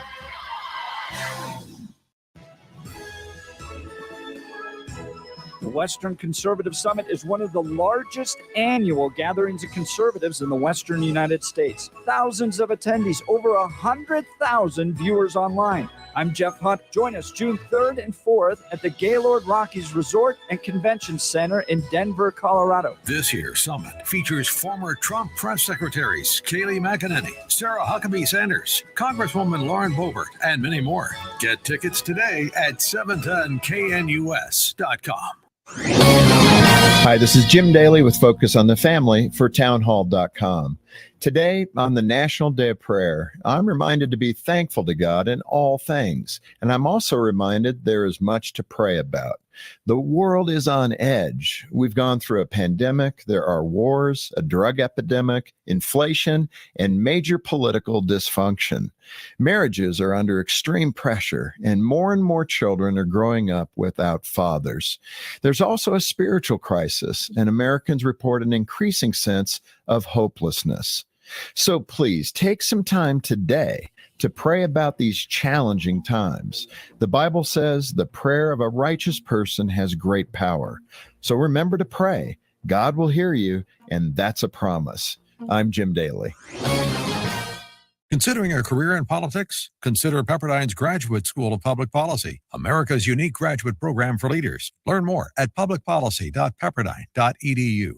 When you take the time to really get to know your body, you find that the root causes of its aches and pains are usually simple. The older we get, the more exercise we undertake, and the more injuries we sustain, the more inflammation our bodies suffer from. It's so simple. And my answer to that pain is Relief Factor, which I discovered years ago and take every single day to great effect. It helps the body to fight off inflammation, and I've never found anything that worked better in my life. I can't recommend it enough. 70% of the more than 500,000 people who have tried Relief Factor end up ordering more. That's because it works for them the way it works for me. Isn't it time for you to get out of pain? Your first step to becoming pain-free should be to order the 3-week quick start for the discounted price of only $19.95. Go to relieffactor.com or call 800-4RELIEF to find out more about this offer.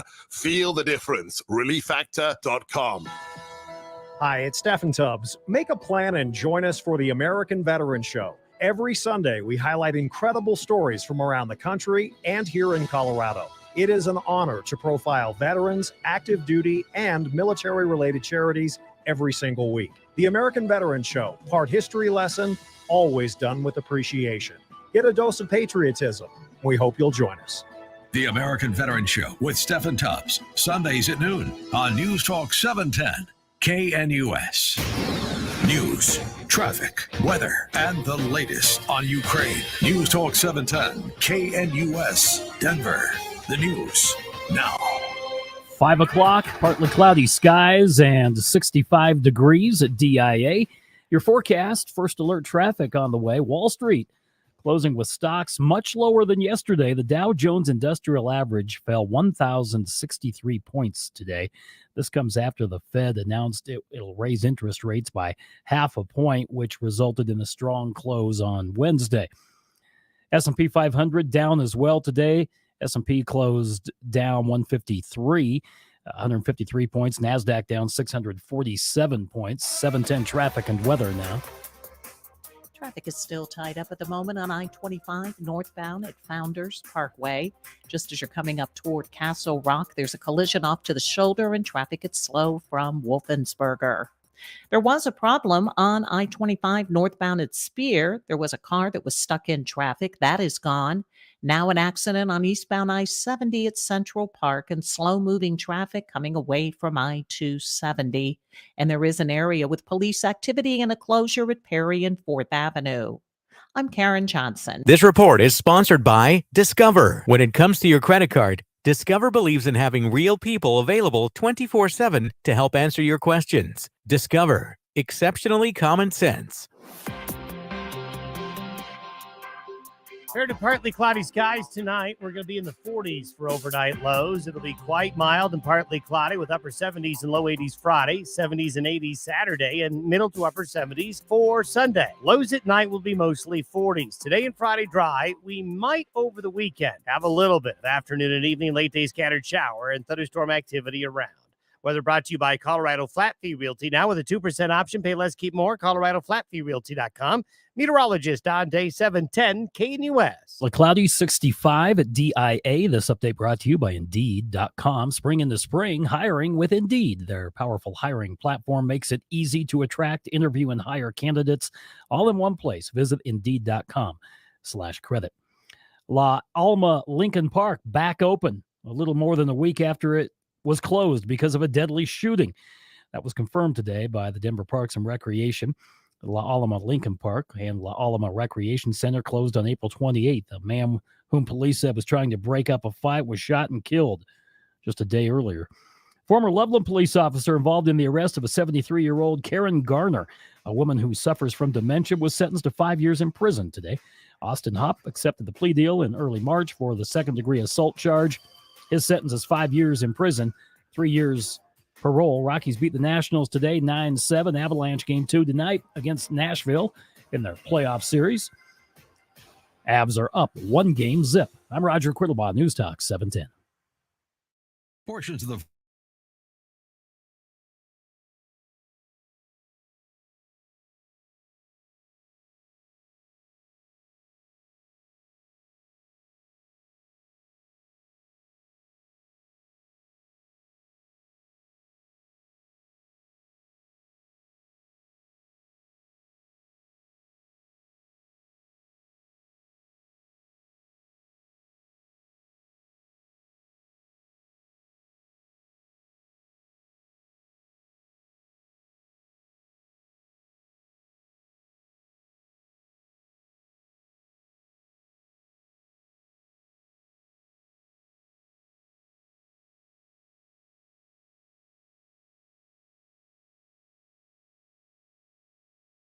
of great radio ahead. I hope that you heard our wonderful in-studio guest, Steve Kelly, not that one, talking about the development of nuclear weapons, and I just found it fascinating. And all of a sudden, it's like, whoa, the hour's done.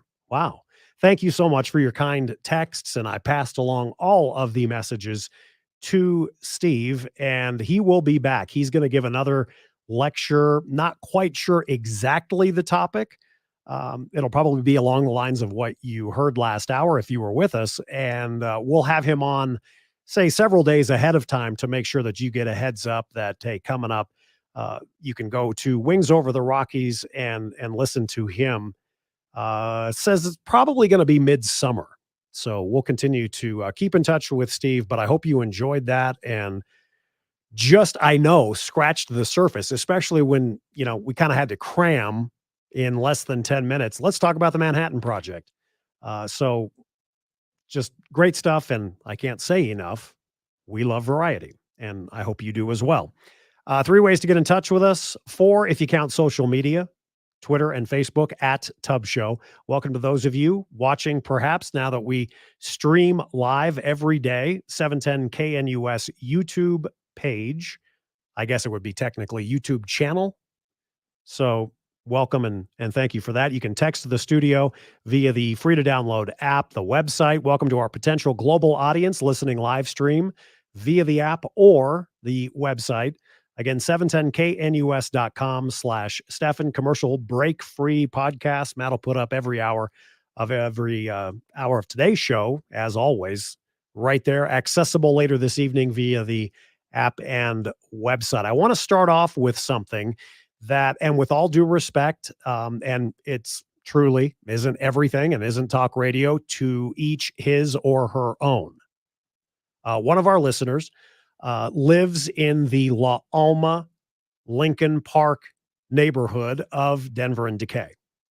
Once again, to the north, Colfax base. This is roughly north is Colfax, to the south, 6th Avenue, to the east, Calumet and Santa Fe, and to the west, I-25. So it's right in that general area. Well, it was a week ago last night that a 63-year-old man named Gary Ariano was murdered. He was that good Samaritan that we talked about. He was trying to break up a fight between two young women. And the way that it reads, one of the young women's boyfriends had a gun and he kills the Good Samaritan. Now, Denver police have arrested this 24-year-old alleged killer. But this whole thing sparked many, many, many programs the last 7 days. I say many, many, many. I'm saying many hours, I guess, or how about minutes? But it's important to me to point out when you have inept leadership and ridiculous decisions made by said inept leaders. And one of our listeners said, thanks for doing the story. You're being a little harsh. You're being a little harsh on the city. We think that they may be trying to do the right thing. Mrs. Emailer, I appreciate that. The kindest thing that I can say, the way the Denver Parks and Rec Center officials from Happy Haynes, the director, former councilwoman, and the current District 3 councilwoman, Jamie Torres, the kindest thing that I can say about those two with their decision to close that park down, quote, for the foreseeable future, which, by the way, the foreseeable future ended this morning. The kindest thing I can say about those two is they're both idiots. How about that? If we were satellite radio, I'd tell you what I really think of, say, Councilwoman Torres, who late last week, after tweeting out this, that, and the other, everything but what she had for dinner, she doesn't make any mention of the La Alma Park murder. Then she does at the end of the week, and then tries to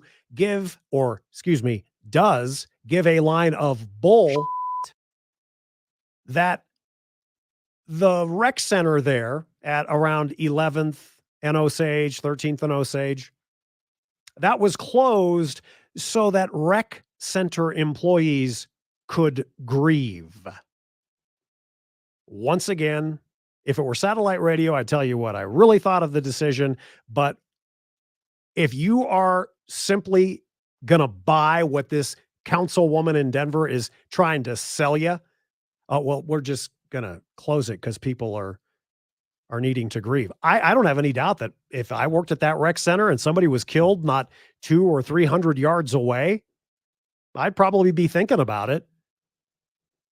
But don't give us that bullshit.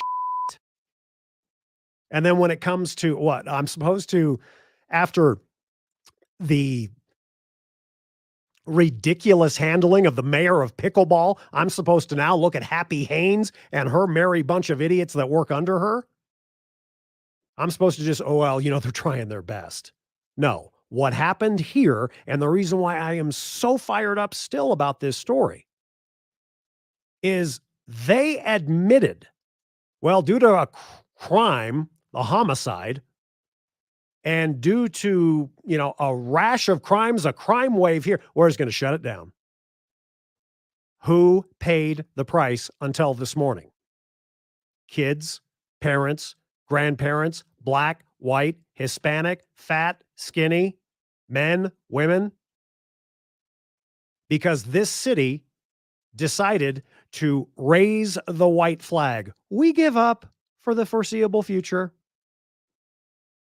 Who won? The residents sure didn't. The kids that this past weekend would have been at the rec center, maybe on the swing set with nice, fresh new wood chips underneath it. No. And if the excuse from Ms. Torres or Ms. Haynes or anybody else in Denver and Decay is we just don't have enough resources to combat the crime, you need to hold a press conference. You need to call this radio station. You need to send out press releases. Go to the governor if you need to. I say this obviously incredibly facetious and sarcastic, but ask the governor, get some National Guard help. Don't close down the park, because this proves that instead of making right decisions, certain leaders, well, forgive me, let's use that term leader or leaders loosely, they throw up their hands, close it. No, I don't know what we're going to do. Yeah, a guy died. Very sad. He was a good Samaritan. Loved this park. Well, yeah, so across the street, this apartment complex, that apartment complex, full of kids, full of families that use the park all the time.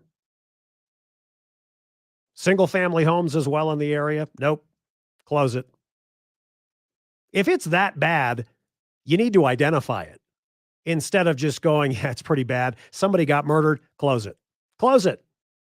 Well, it reopened this morning after a pretty, what you'll hear in mere moments, a pretty contentious neighborhood meeting last night.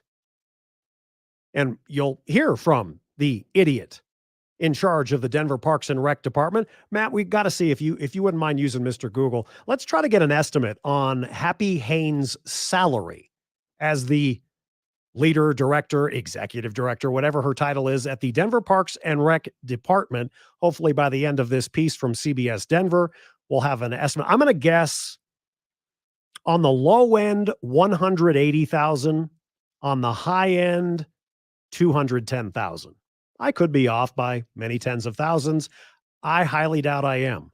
This from last night at the La Alma Lincoln Park neighborhood meeting with those leaders. And the people who are impacted actually got to speak to the people making decisions for them. That neighborhood came out in full force exactly 1 week after they lost one of their own. Well, we shouldn't suffer anymore from it. It's not fair. The family will always suffer, but the rec center he loves so dearly will reopen. The city came for dialogue. This needs to stop. And neighbors were ready to talk. That center should have never been closed. It's a community punished for an outsider's crime. Parks and Rec says that wasn't their goal. We have an obligation to look at, is there something we've missed? Executive Director Happy Haynes says they've come up with solutions in the 1 week it's been closed. We wanted to make sure that at least for the foreseeable future that we have some additional presence in the park. That'll include bringing on more staff, but neighbors don't think security should come in the form of more surveillance and more police. Who don't feel safe? And is this another excuse to move us out? DPD doesn't even have the staffing. The city says they're looking into other options. I think it should be police that the kids know, that the adults know, that they can say, hi, Steve, hi, Debbie, and somebody you know, because new faces are scary. Familiarity is what these neighbors value. The changes they actually asked to see are taking much longer than a week. I think they're going to try, but I think we're going to get lost in the shuffle again.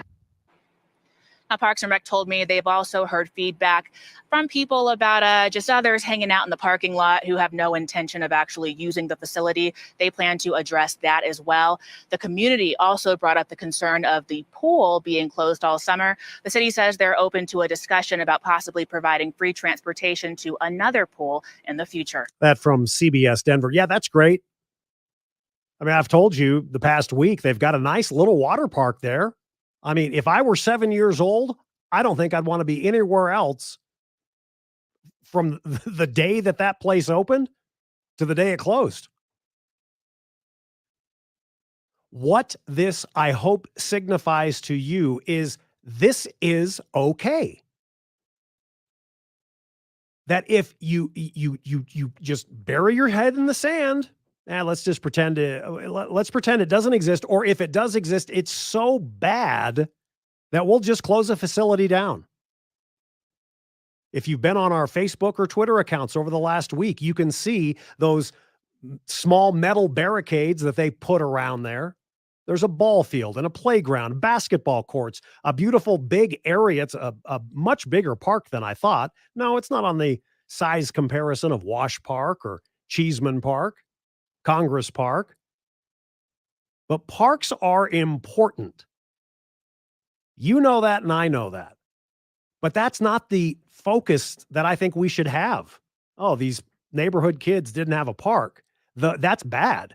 But the bigger deal is that is the pervasive attitude from so many of the leaders in Denver and Decay. Where the hell has the mayor been? Oh, wait, stand by. I remember he was in Finland. I mean, again, I will move on, trust me. But my goodness gracious, that foreseeable future ended this morning, and now apparently the metal barricades are gone. I don't have any plans to drive back down there tomorrow and report back to you that the metal barricades are now gone.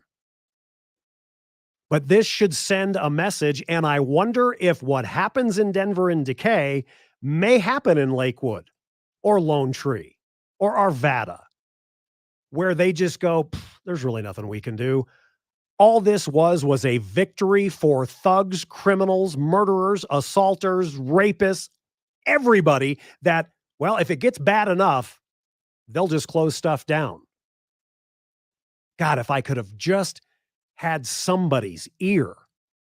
And they would, of course, the most important part would be if they would only listen to a guy like me. You let Gary Ariano's murder be the impetus to take this city back. And if you have to do it one block at a time, by God, do it. Did you hear anything of the sort over the last week and hours? No, you did not.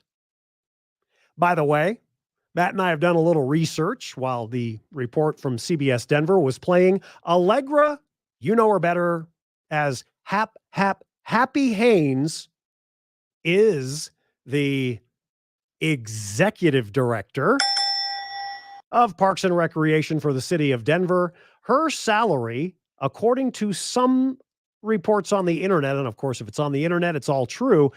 I give you that. Happy Haynes had a base salary, according to this figure, of $144,168 a year. But wait, apparently she just received an 18.28% salary raise, making now, according to some reports online, a cool $170,523 a year. And with all the perks and benefits that come from working for the city of Denver and Decay.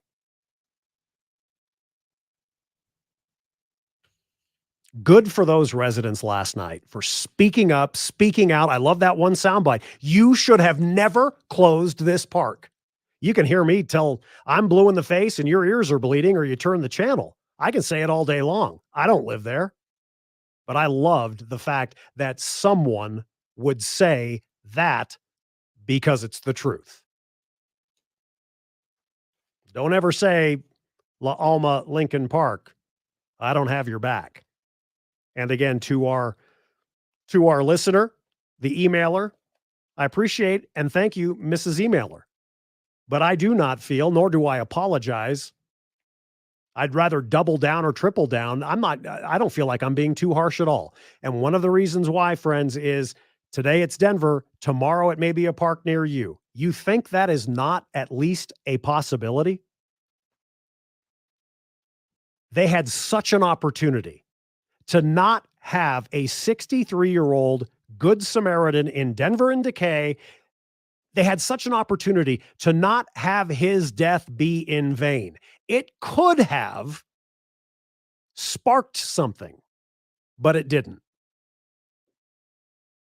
And to the family, the Ariano family, and to those neighbors in that particular neighborhood, again, I got your back, but it's too bad that the city and all of its idiots did not. Instead, they said, bad guys win this one. It's a joke. We will take a break. When we come back, Senator Rand Paul, almost during any committee meeting, is must listen to, in this case, radio for us. He gets into it with old Mayorkas, Alejandro Mayorkas. the head of Homeland Security. I mean, they talk about the Steele dossier. It is must hear, and we will play that for you coming up next after a look at traffic and weather. Speaking of railing on the government, if you are done with the government enabling drug addiction, the drug addicted and the homeless, well, join the club. If you're wondering, though, can you do anything to make an impact on the war on drugs and homelessness in Denver and Decay and the state of Colorado? You can, with the help of our friends at Step Denver. Donating your vehicle will give men there the opportunity for a safe, sober, structured place to call home as they work to recover and rebuild. At Step, they do not take government funding. They count on people like us. So donate today or tomorrow, next week. Think about it. If you have a car, truck, SUV, motorcycle, you can donate it. They will work hard to get you the biggest tax deduction. And you can think of it this way. For every, say, vehicle donated, that gives one man the opportunity to go through the Step Denver program. If you have that car, truck, or SUV, call our friend Vincent. You can have a direct impact on the drug and homelessness problem here in our state. Vincent will help you with a free tow. It's all hassle-free.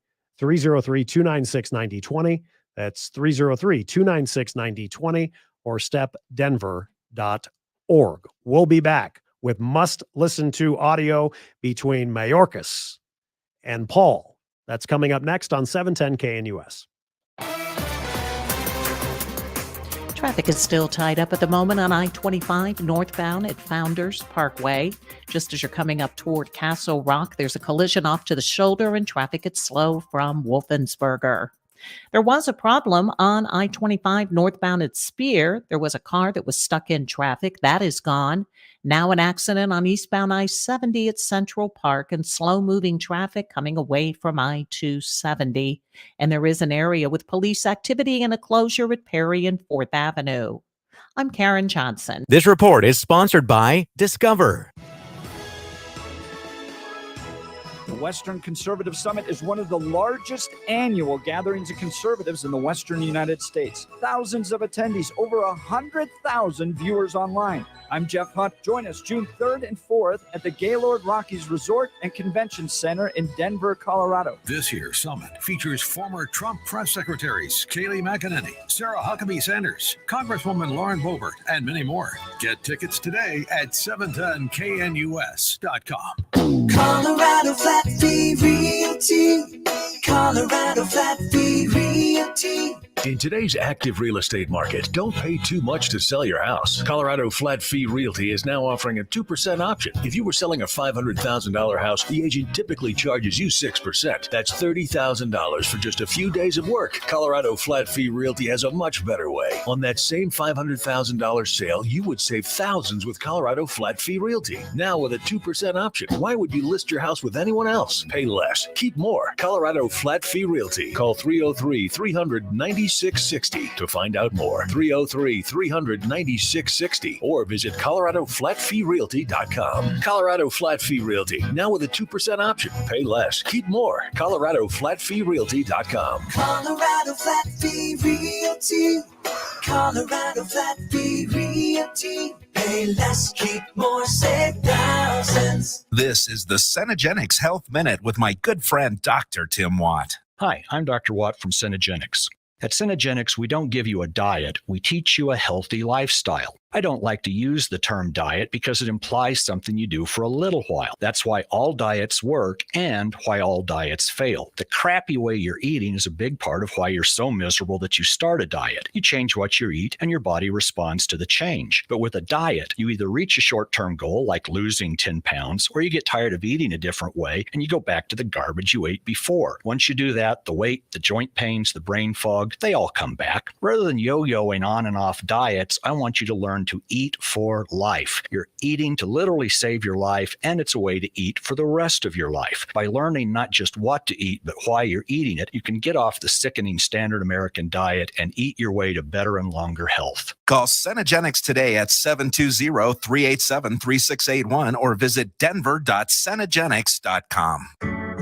At Alpha One Tax and Wealth, we are passionate about making sure our clients live stress-free in retirement. Our biggest fear when meeting new clients is whether it's too late to fix another advisor's mistakes. When you're nearing retirement, it's essential that you have a written plan and know exactly how that plan will work for you in your retirement. Many consumers place loyalty to their current advisors over their own retirement success. Always get a second opinion. For a complimentary review, contact us today. Call Alpha One Tax and Wealth at 833-650-7526 or alphaonewealth.com. The Tree Farm's early spring tree and shrub sale now through Mother's Day. See what's on sale at thetreefarm.com. 6 to 8 foot tall spring snow fruitless crabapple trees now $199.99 each. 3-year-old Cheyenne privet hedge now gets 6 for $266. And you always get free professional loading. The Tree Farm's early spring tree and shrub sale now through Mother's Day. You Come take see. I-25 to exit 235, then 5 miles west to the Tree Farm. News Talk 710 KNUS. Listen live on Odyssey.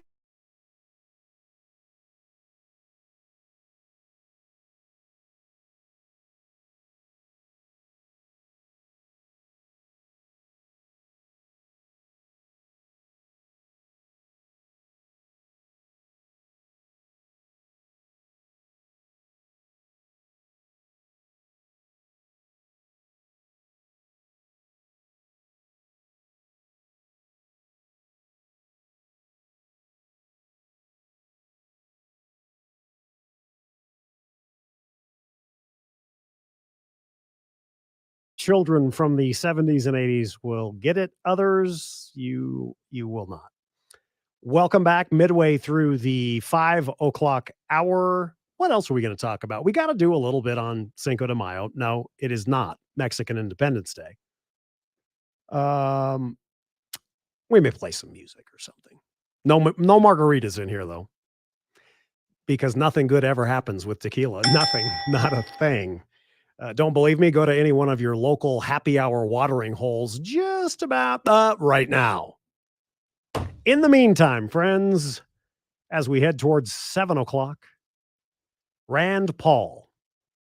I'll tell you what, I may not agree with everything he says, but is there anybody better to just, he doesn't care if he comes across as a complete jerk.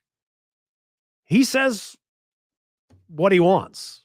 And he certainly did that this week.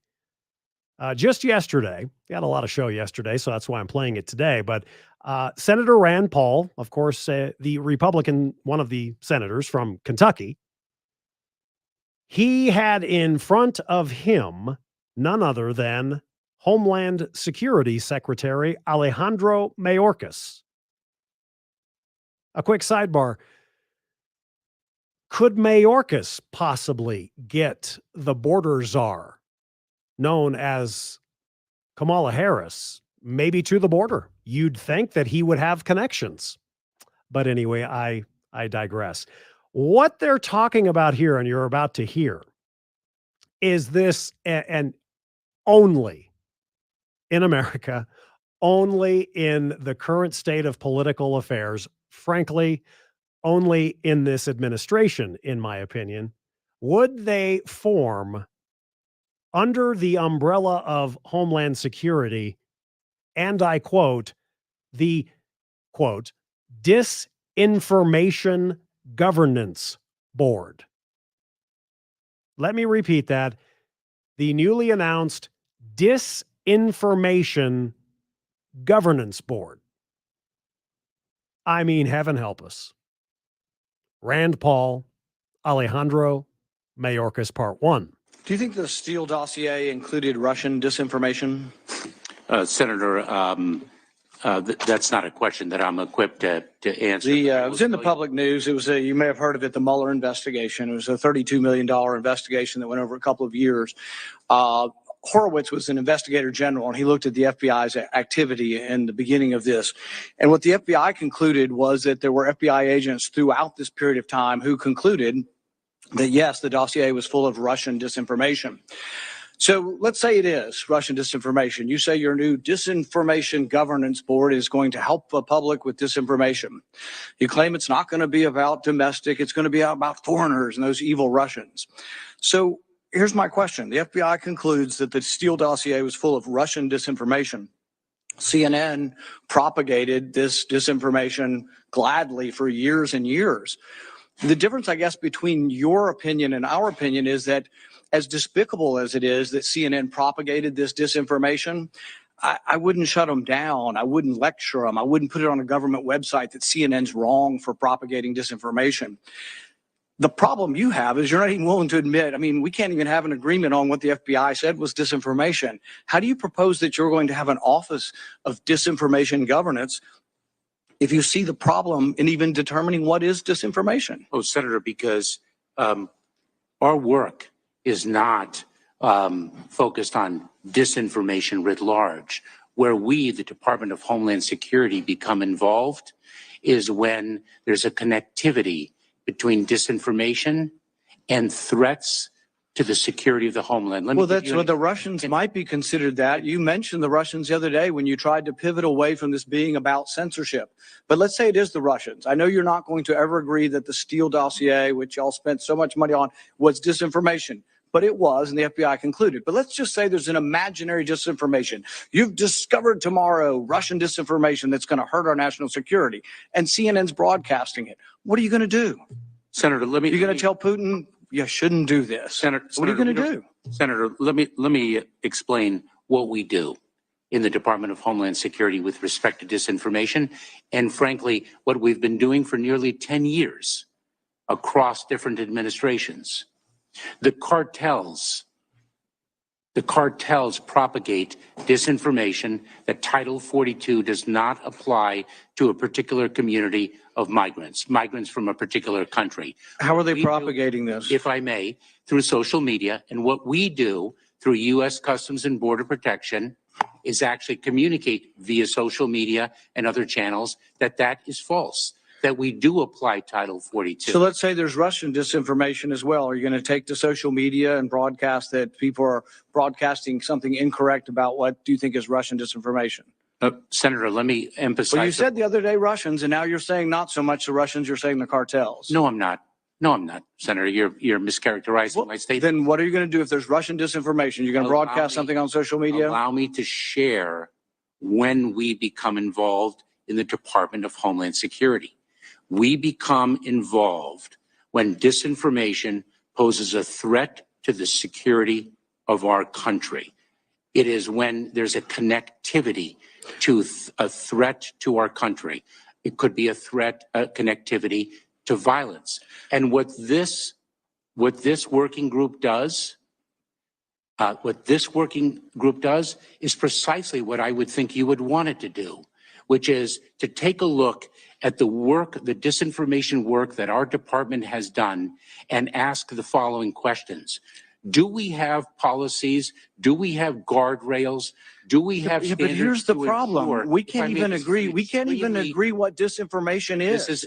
You can't even agree that it was disinformation, that the Russians fed information to the Steele dossier. If you can't agree to that, how are we ever going to come to an agreement on what is disinformation so you can police it on social media? Woo-wee. Part 1. Rand Paul and Alejandro Mayorkas. If you were expecting, say, anytime during that few minutes, or maybe coming up in the next few minutes with part 2, that Mayorkas would give any inkling that, yeah, it is weird that in 2022, in the United States of America, in this administration and under the umbrella of Homeland Security, that we actually, for the love of all that's holy, I think I've said that twice, Matt, but that's how I feel, there would be a disinformation governance board. Do any of you friends on the left see that just possibly this may not be good? Let's have the Office of Disinformation.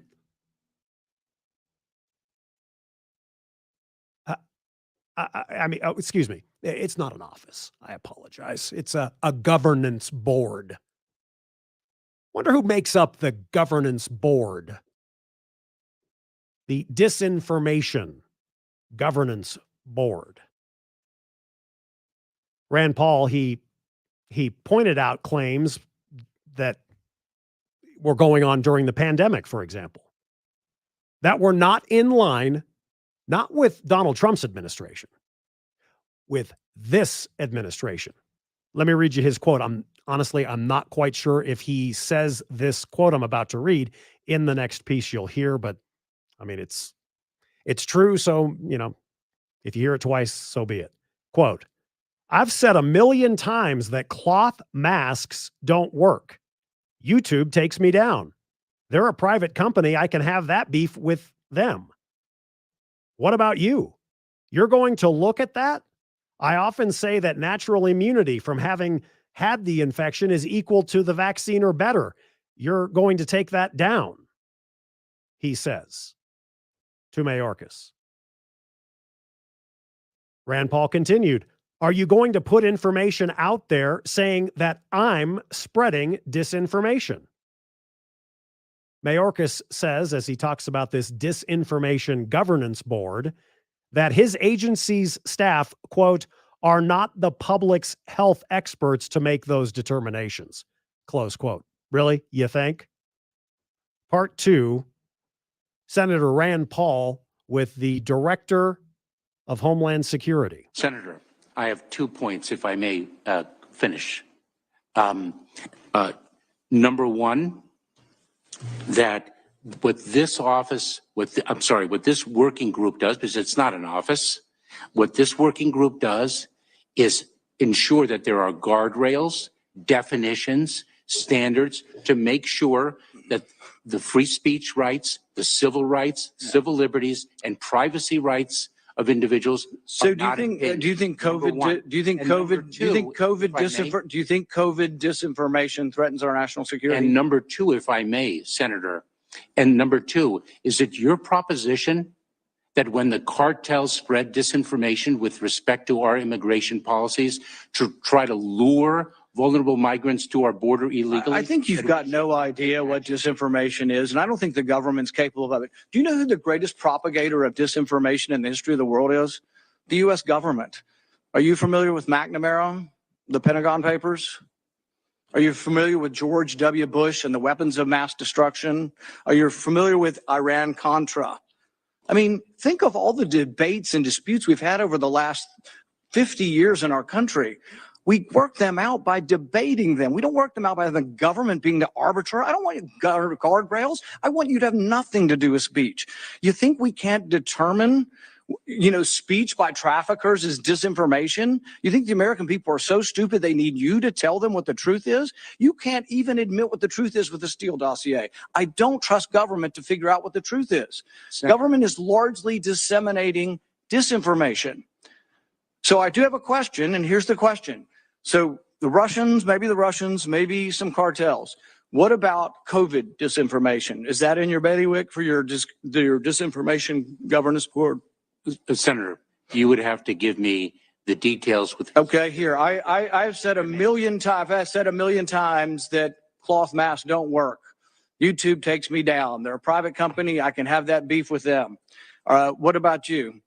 You're going to look at that? I often say that natural immunity from having had the infection is equal to the vaccine or better. You're going to take that down? Well, first of all, those are very specific. Senator, first of all, it's not for us to take it down. And second of all, are you going to put information out there saying that I'm spreading disinformation? Senator, we are not the public health experts to make those determinations. So public health won't be part of the disinformation governance board. No COVID disinformation. Yes or no? Senator? Yes or no? Is public health going to be part of your censorship group? Somebody allow me, because you're presenting hypotheticals that are vague.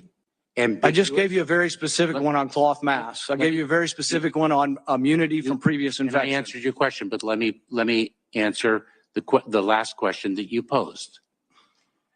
Do not, under any circumstances, accept a vaccine at a FEMA overseen vaccination center, because they are actually peddling fentanyl.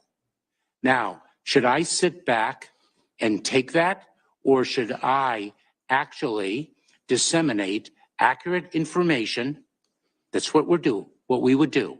Should FEMA issue accurate information that the vaccinations that we are administering in the sites that we oversee actually are the COVID-19 vaccines. I have a greater respect for the American people than you do. I think the American people can figure out the truth. And if you think the American people need to be told there's not fentanyl in the vaccination, feel free to say it. But the thing is if you are going to go around saying that you are the arbiter of information and of disinformation, I think you have no clue. And you don't have the perspective history knowing that disinformation, the largest progenitor of disinformation in our history has probably been the U.S. government. How incredibly disgusting and awesome is that all at the same time? Let me tell you, I don't know Alejandro Mayorkas from Pedro Fleorcas, but he sure sounds like a total tool to me. And he talks about this governance board, and I'm glad I clarified a few moments ago. I said there was an office. I'm glad I clarified. Oh, no, wait, sorry. It's a governance board.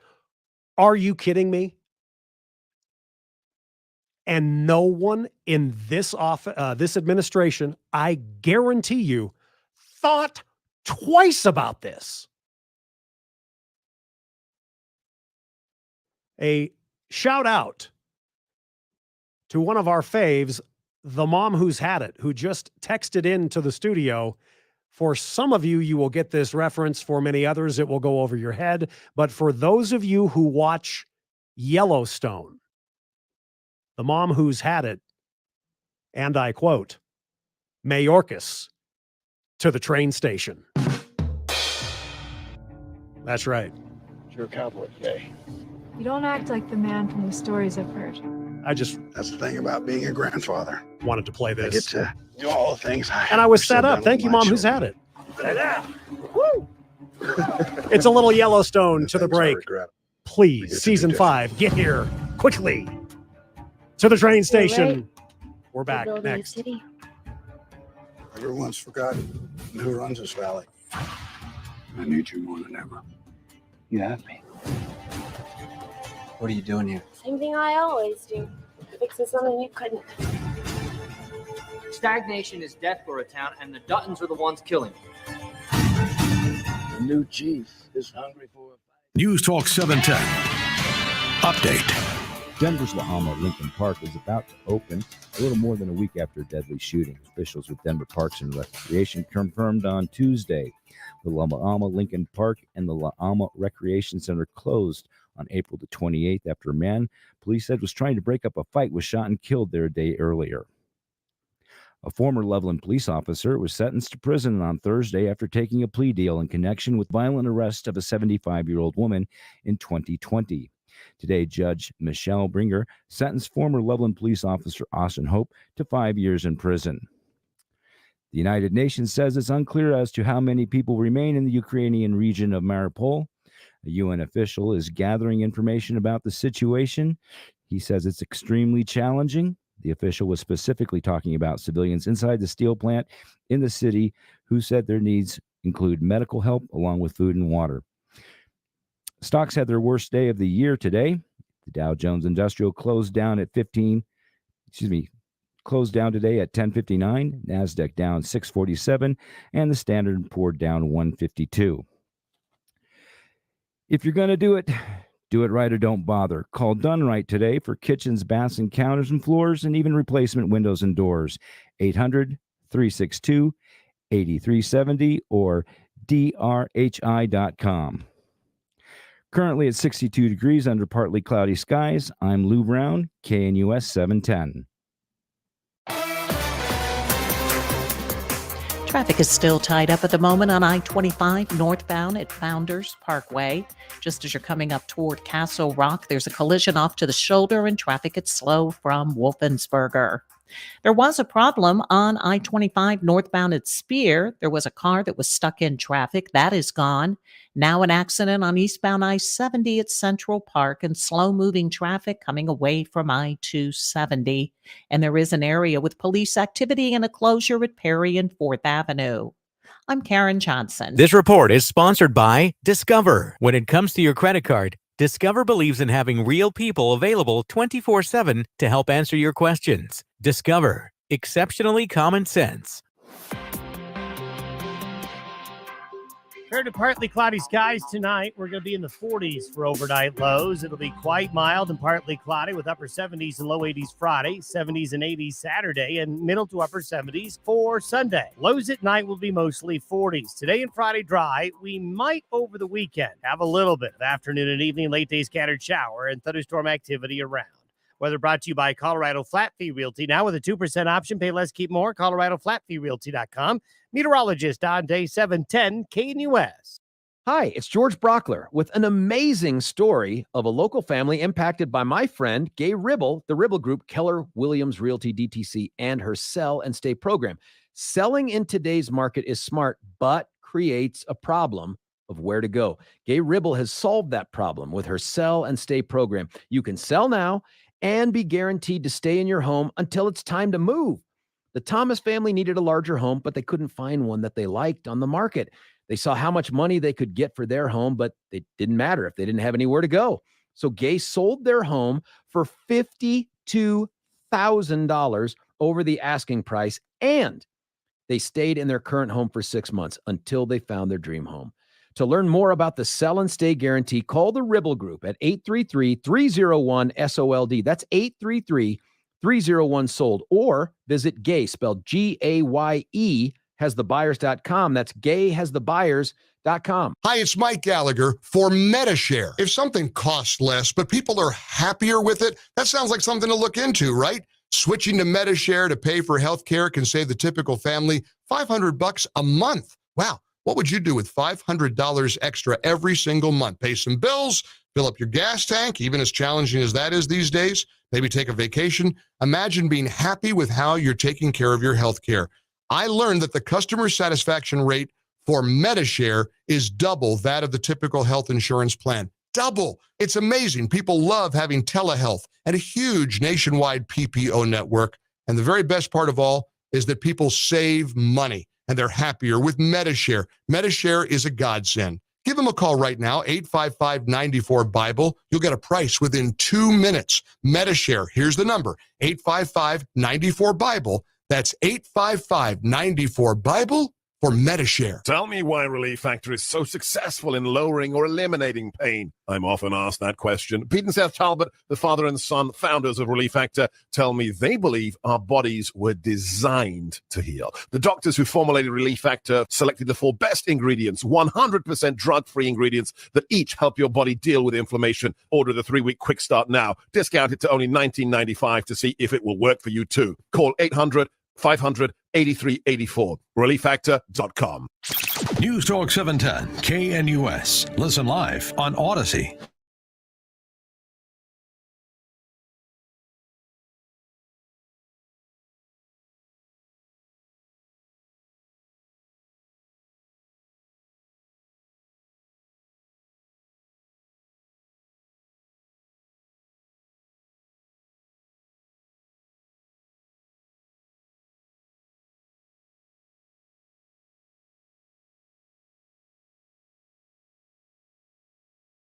George Brockler, 6A to 10A. Thank you for the texts coming in on the exchange between Senator Rand Paul and Alejandro Mayorkas, the head of Homeland Security. Here's a great text, quote, "This reminds me of George Orwell's 1984. Winston Smith works for the Ministry of Truth. Ain't that the truth?" The fact that within the walls, buildings, a trailer park, I mean, after all, Homeland Security's above FEMA, so they deal with mobile homes and trailer parks, etc. I don't care where it is. The fact that there is anything called a disinformation governance board funded by the United States government should outrage everyone. To be honest with you, I cannot even believe that they would let something like this even become public. Just have your disinformation governance board, but don't let anybody know. So here's, I guess, the juxtaposition is if they tell us there is a disinformation governance board, what the hell aren't they telling us? And no, friends on the left, I'm not just picking on Joe. I'm not. I would say, I'm sorry, if Donald Trump came up with the disinformation governance board, I think I'd have a few things to say about that because I'm not a hypocrite. I mean, does this guy even know? Joe, do you even know about the disinformation governance board?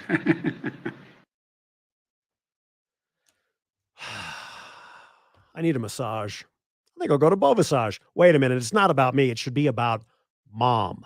Sunday is Mother's Day. And specifically for you men out there, you need a special gift. Yeah, you've done the restaurant and flowers. Maybe you'll do that again, and there's nothing wrong with that. But the special lady in your life has gone through hell, most likely the last couple of years. Maybe they're juggling time between work and family. They've got to put up with you. How about that special gift that won't break the bank? This Mother's Day, give her something special, something that she probably, if she's like most, she's not going to complain. Oh God, I need this. No, she will appreciate it though. Some peace and quiet and time to relax and rejuvenate with my friends at Bovisage Skincare and Spa. Buy her a few hours of pampering. I suggest Bovisage because I've been a customer. I have been there myself. I've given the gift of Bovisage, and it's a top-notch facility, extremely clean and professional. If you're thinking, is it a spa? You got a massage. You can also get your nails done, the mani-pedi, and then it smells so weird, that like, whoa, how does anybody work in this for 8 hours a day? No, that is not Bovisage. They specialize in luxurious services like soothing massages, and they got relaxing ones as well, and fabulous European facials, all waiting for you. Put it together in a spa gift package. They're competitively priced. They're not going to price you out of maybe treating your special lady to something like this. Get details on all of the packages that they have, especially as we're getting down to crunch time. You've got, well, if you shop during the week, obviously today, tomorrow, they're open on Saturday as well. 303-779-5002. That's 303-779-5002. Or online anytime. Check them out. bvspa.com. That's bvspa.com. This Mother's Day, treat the special lady in your life like a queen. Bovisage, 303-779-5002 or bvspa.com. Creepy Joe, not included. Did you hear who else? So we've got the Disinformation Governance Board and Hillary Clinton, fresh off of the Met Gala, speaking with CBS News about the leak. I warned about it in the campaign. I could see that the man I was running against would literally do anything to get the votes of the extreme faction of the Republican Party who were willing to totally upend precedent and deny women their rights. The only answer is at the ballot box to elect people who will stand up for every American's rights. And any American who says, look, I'm not a woman, this doesn't affect me, I'm not black, that doesn't affect me, I'm not gay, that doesn't affect me. Once you allow this kind of extreme power to take hold, you have no idea who they will come for next. This opinion is dark, it is incredibly dangerous, and it is not just about a woman's right to choose. It is about much more than that. And I hope people now are fully aware of what we're up against. Oh yeah. We coming in crystal clear there. How's Bill? Crystal clear. Thank you, Hillary, talking with CBS News. I say often, sadly, today's one of them. Don't check your 401k if you take my advice. The Dow took a more than 1,000-point tumble, with investors having second thoughts about Federal Reserve Chair Jerome Powell's comment that the Fed will likely stick with half percentage hikes at its next two meetings, with the market still expecting a 3/4-point hike at the June meeting. Tech stocks are feeling the most pain as Treasury yields spike higher, with high-growth tech firms vulnerable to higher interest rates depressing future earnings. that have fueled big stock valuations. From CBS News, yeah, the Dow was off more than 1,000 points today. Happy Cinco de Mayo, not Mexican Independence Day. It's Tequila Day. Sing it if you know it. 6 o'clock hour is next. Matthew, let's hit it.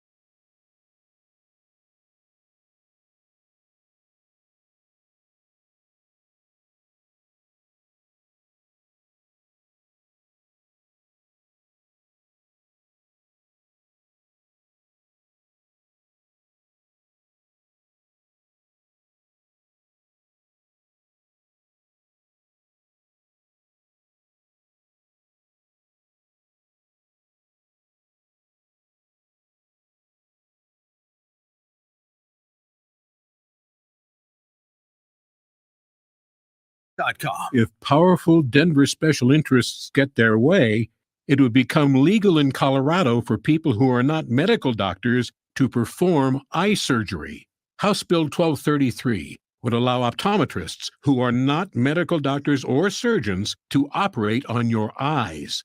And many claim it only takes a 32-hour training course to become a skilled eye surgeon. But Coloradans strongly reject that claim. In a recent poll, 87% of Colorado voters agreed that any requirements allowing surgery by optometrists should be the same as for ophthalmologists, who are medical doctors and surgeons. But 96% of voters had not heard anything from their legislators about this dangerous proposal. The clock is ticking, so please don't wait any longer. Tell your state senators only surgeons should perform eye surgery.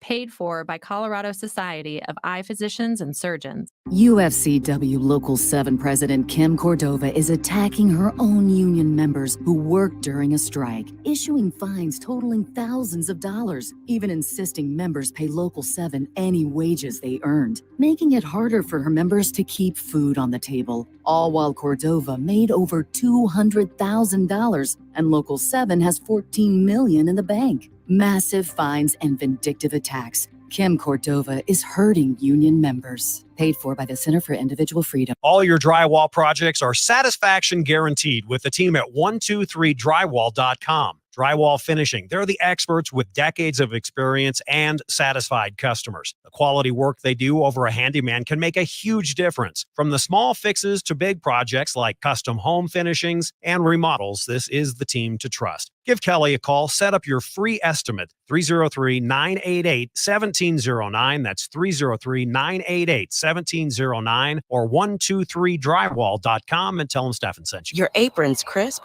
barbecue utensils polished, chicken properly spiced. It's grillin' season. So pick up the smoky, wood-fired flavor barbecue lovers crave. Kingsford Original Charcoal. Kingsford Original Charcoal is ready in 15 minutes and provides consistent burn time for a great cook every time. So whether you're smoking meat, grilling vegetables, or firing up the portable, you want Kingsford Original Charcoal. Kingsford.com. News, traffic, weather, and the latest on Ukraine. News Talk 710, KNUS, Denver. The news now. Good evening. Partly cloudy skies, 65 degrees at 6 o'clock. Your forecast and first alert traffic coming right up. Intelligence the U.S. provided to Ukraine helped that country target and sink top Russian warship, the Moskva, last month. CBS's David Martin at the Pentagon explains. Officials confirm intelligence provided by the U.S. helped the Ukrainians sink the Russian cruiser Moskva last month in the Black Sea. The U.S. gave the Ukrainians intelligence about the location of the ship, but was not involved in the decision to attack it, according to these officials. The ship sank after being struck by 2 Neptune anti-ship missiles fired by the Ukrainians. It was the largest Russian warship sunk since World War II, although Russia claimed it went down as a result of a fire on board. The Moskva was the flagship of Russia's Black Sea Fleet. 710 traffic and weather now. Traffic is still tied up at the moment on I-25 northbound at Founders Parkway. Just as you're coming up toward Castle Rock, there's a collision off to the shoulder and traffic gets slow from Wolfensberger. There was a problem on I-25 northbound at Spear. There was a car that was stuck in traffic. That is gone. Now an accident on eastbound I-70 at Central Park and slow-moving traffic coming away from I-270. And there is an area with police activity and a closure at Perry and 4th Avenue. I'm Karen Johnson. This report is sponsored by Discover. When it comes to your credit card, Discover believes in having real people available 24/7 to help answer your questions. Discover. Exceptionally common sense. Fair to partly cloudy skies tonight. We're going to be in the 40s for overnight lows. It'll be quite mild and partly cloudy with upper 70s and low 80s Friday, 70s and 80s Saturday, and middle to upper 70s for Sunday. Lows at night will be mostly 40s. Today and Friday dry. We might over the weekend have a little bit of afternoon and evening late day scattered shower and thunderstorm activity around. Weather brought to you by Colorado Flat Fee Realty. Now with a 2% option, pay less, keep more. ColoradoFlatFeeRealty.com. Meteorologist on day 710, KNUS. Pretty nice, partly cloudy, 65 at DIA. This update brought to you by Indeed.com. If you need to hire, you need Indeed. Their hiring platform lets you schedule and conduct virtual interviews all in one place. Learn more at Indeed.com/credit. Quest for a successor to the late Pat Bowlen as Broncos' new owner looks like it might be getting narrowed down, according to multiple NFL and Denver sources. They've learned exclusively that a pair of front-running candidates to become the Broncos owner are meeting today with Broncos. Rob Walton, family and minority partners, one, and the group headed by Josh Harris, the other. Dow finished down today, 1,063 points. Portions of the following program have been pre-recorded.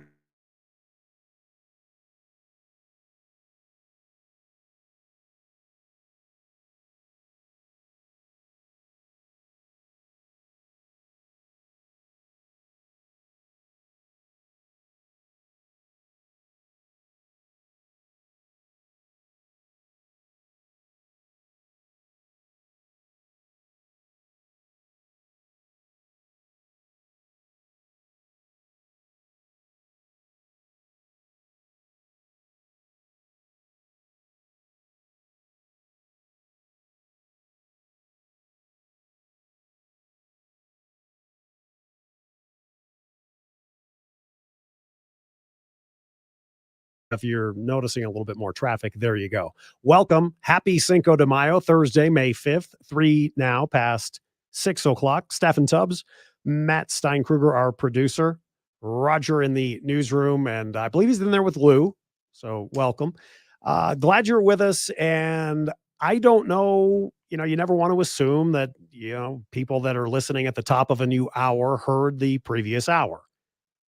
I'm telling you, the exchange that we played for you last hour that actually happened yesterday, there was just too much show. So we wanted to play it today. But thank you for all the great texts coming in as we heard Senator Rand Paul challenging, to say the least, good old, he has to have a nickname, the bald one, Homeland Security Secretary Alejandro Mayorkas. And Rand Paul, maybe like you and me, kind of thinks that it's not, I don't know, a good precedent to set, or at least for the love of Pete, let us all know about it. The newly announced, under the umbrella of Homeland Security, the newly announced Disinformation Governance Board. As if it's just no big deal. Big deal. But we just want to, they would tell you, we just want to prevent disinformation. Of course, it's what we feel is incorrect information, things that are not true. But see, not everything, whether there's a Republican at 1600 Pennsylvania Avenue or a Democrat, not everything the government does is on the up and up. This just in. So now they have no problem. Yeah, there is. Yes, they would say. Yes, in fact, there is a disinformation governance board. Why wouldn't we have one? All of you crazy MAGA idiots, all of you, you're spreading disinformation. I mean, well, and the president from earlier this week, remember his famous 7 seconds? Because this MAGA crowd is really the most extreme political organization that's existed in American history. Again, channeling Comrade Marcano from the Aurora City Council, speaking with radical candor, as I always do. We can talk about that. Our number, 303-696-1971. I mean, there is literally free speak, not classified. They have a disinformation governance board. Who the hell sits on that board? And you sit back and we accept it? Come on. Well, thank God there are senators like Rand Paul. Got a text from one of our listeners, and I totally agree with what he said, is basically every single effing member of Congress should ask questions like Rand Paul. Now, I will say this, maybe to the benefit of our friends on the left who listen in. There's a lot of posturing with Rand Paul, but man, oh man, do I love him. Because to the texter's point, enough of the kissing ass and, oh, Mr. Homeland Security Secretary, oh, thank you so much for what you do. It's got to be so tough in your position. What's your favorite ice cream? No, Rand Paul will get in your grill. Now, if I had the secretary here, I wouldn't even need my 3-ring binder. There's a connection to the 3-ring binder, and that's why I bring it up. I'll have that in just a second. I said, Mr. Secretary, how in God's name are you allowing what's going on currently at the United States-Mexico border? And then I think I would click my mic off, put my feet up on the desk, and just let him spew. Okay, just go. Oh, yeah. It's sick, friends. It is sick. Speaking of the 3-ring binder, I mean, good for her, but I've been called a lot of names, so it doesn't matter what I say because I've probably heard it all before, right, Matt? Matt knows. Matt takes those calls off the air. I don't want to go on the air, but tell him I hate him. All right. I long for the day, and saying this, I realize that I am about to deliver the story that I'm like, I can't believe, I long for the day that I don't have to do this stuff, but it is true. And I do want to give you this bit of new information. If maybe it's not new to you, you've already heard it, but I long for the day where people like me, publications on the internet, where you no longer have to read. It's not a disclaimer, but it is instead most certainly a descriptor of people like, and I don't even know, I've never heard of this woman. I don't even know if I'm saying her name right. Karine Jean-Pierre. Well, get used to that name because she will replace, I believe in 8 or 9 days, she will replace Peppermint Patty. Karine Jean-Pierre is set to become the new White House press secretary. Jen Psaki, out of there. Don't let the door hit you in the ass. Jen Psaki's out of there next week. The president put it in a statement. Jen Psaki put it out on Twitter. Jen Psaki has talked about it with the White House press corps. And, some in the White House press corps are decent journalists, believe it or not. A good friend, a former colleague of mine, Stephen Portnoy, with our partners at CBS News. He is, in fact, the president of the White House Correspondents Association. He's a good dude. He's a very good anchor and reporter. But what did the White House press corps do today, I wonder, behind the scenes? From fist bumps to emails to text to elbow bumps. Because Karine Jean-Pierre is now the new White House press secretary as of next week and is the first black and out LGBTQIA plus person to hold the position. Let's see. The president's statement. Karine not only brings the experience, talent, and integrity needed for this difficult job, but she will continue to lead the way in communicating about the work of the Biden-Harris administration on behalf of the American people. You didn't know she was working on behalf of you, did you? Quite frankly, I didn't know that Jen Psaki was working on behalf of me.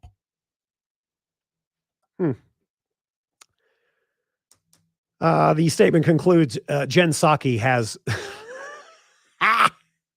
if you can't tell, I'm reading this cold. Jen Psaki has set the standard for returning decency, respect, and decorum to the White House briefing room. Got it. Jen Psaki, by the way. Last day, May 13th. May the 13th be with her. There are reports, as you know, that Peppermint Patty is taking on a new role. We wish her well in her future endeavors at MSNBC. That deserves another rim shot right there. Yeah, good luck. Good luck. But these stories are just, I'm so sick of them. I don't care. I mentioned this earlier in the program. I mean, maybe someday we'll get over the fact that, you know, it's going to be a big deal someday if we ever go back to the moon. God knows I love space. I am about to step on the lunar surface as the first homosexual. And then for people like you and me, it'd be crickets. Who cares? I don't care. I am the first transsexual to step foot on Mars. The first black woman. Asexual is about to, you know, I'm so done with this stuff. But anyway, get used to the name, even if I'm not pronouncing it correctly. Karine Jean-Pierre. Proud of her blackness, proud of her LGBTQIA plusness. Who cares? 3 ways to get in touch with us. 4, if you count social media, and I always love getting your social media at Tubbs Show, your comments on Facebook. They make me laugh.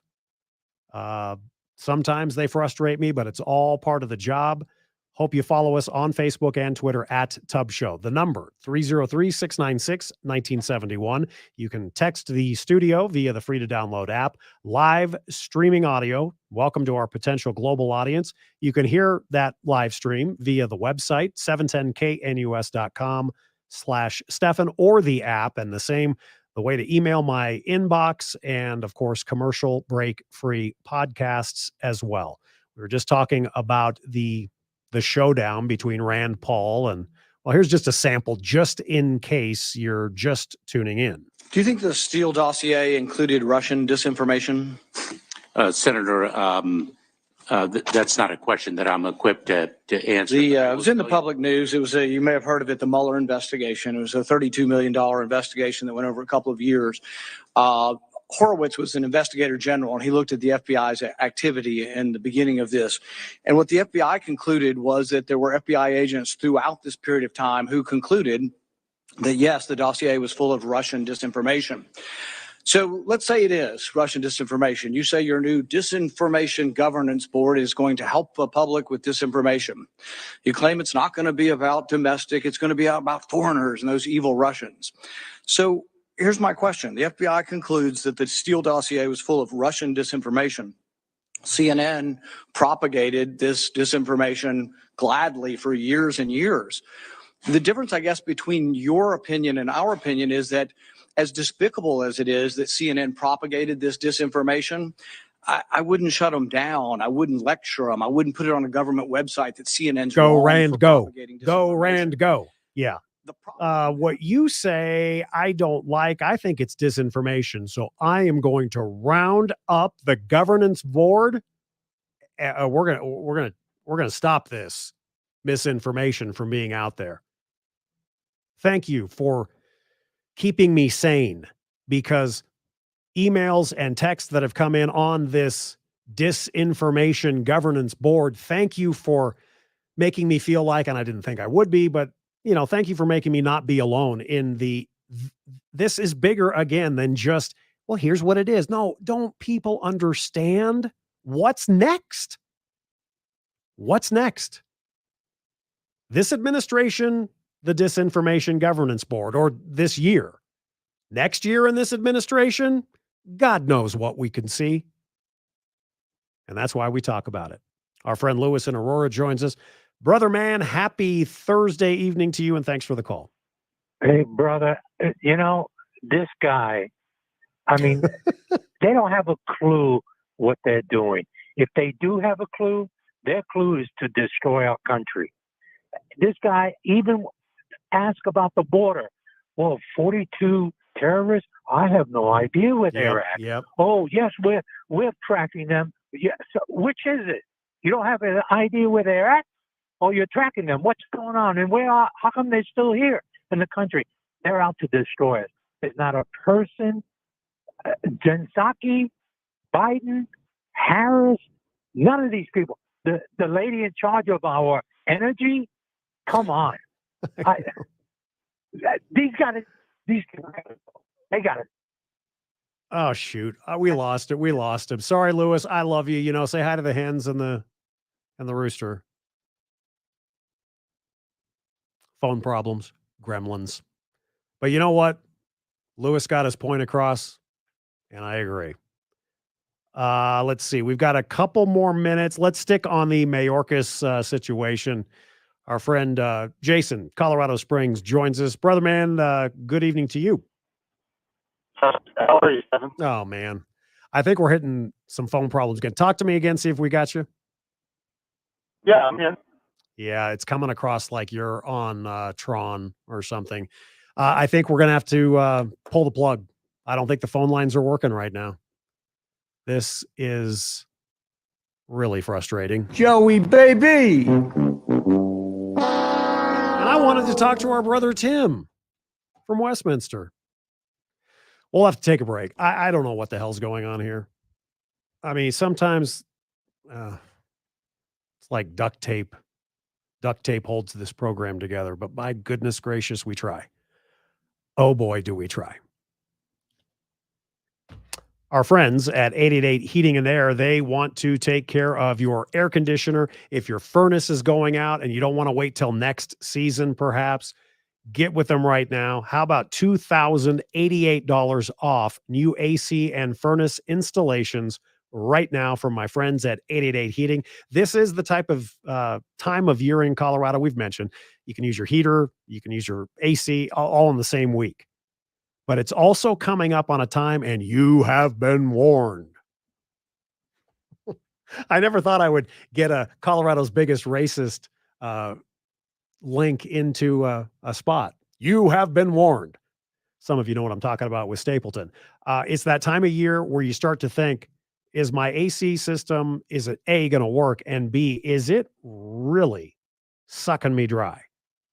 Your air conditioner can, if it's not efficient, obviously, you're going to use tons of energy, wasted energy. And obviously, you know it, you're paying for it. So make sure you get at minimum an $88 performance check from 888 Heating. Older units can be the biggest energy consumer. So keep that in mind. 888 only installs American Standard units, the best in the industry at the best price for you. They will go the distance for you. I've been a customer, and so many of your fellow radio listeners are as well. Visit 888heating.com today for the easiest way to schedule. Their team's professional. You'll get a text ahead of time. Hey, we're on our way. You'll also get, for peace of mind, you'll get a picture of the technician that's coming to do your performance check or any other repairs. Tell them Steffan sent you. It's 888heating.com. I apologize. I don't know what's going on with the phones, but it makes me very, very unhappy. Dang it. Happy Cinco de Mayo. We're back next.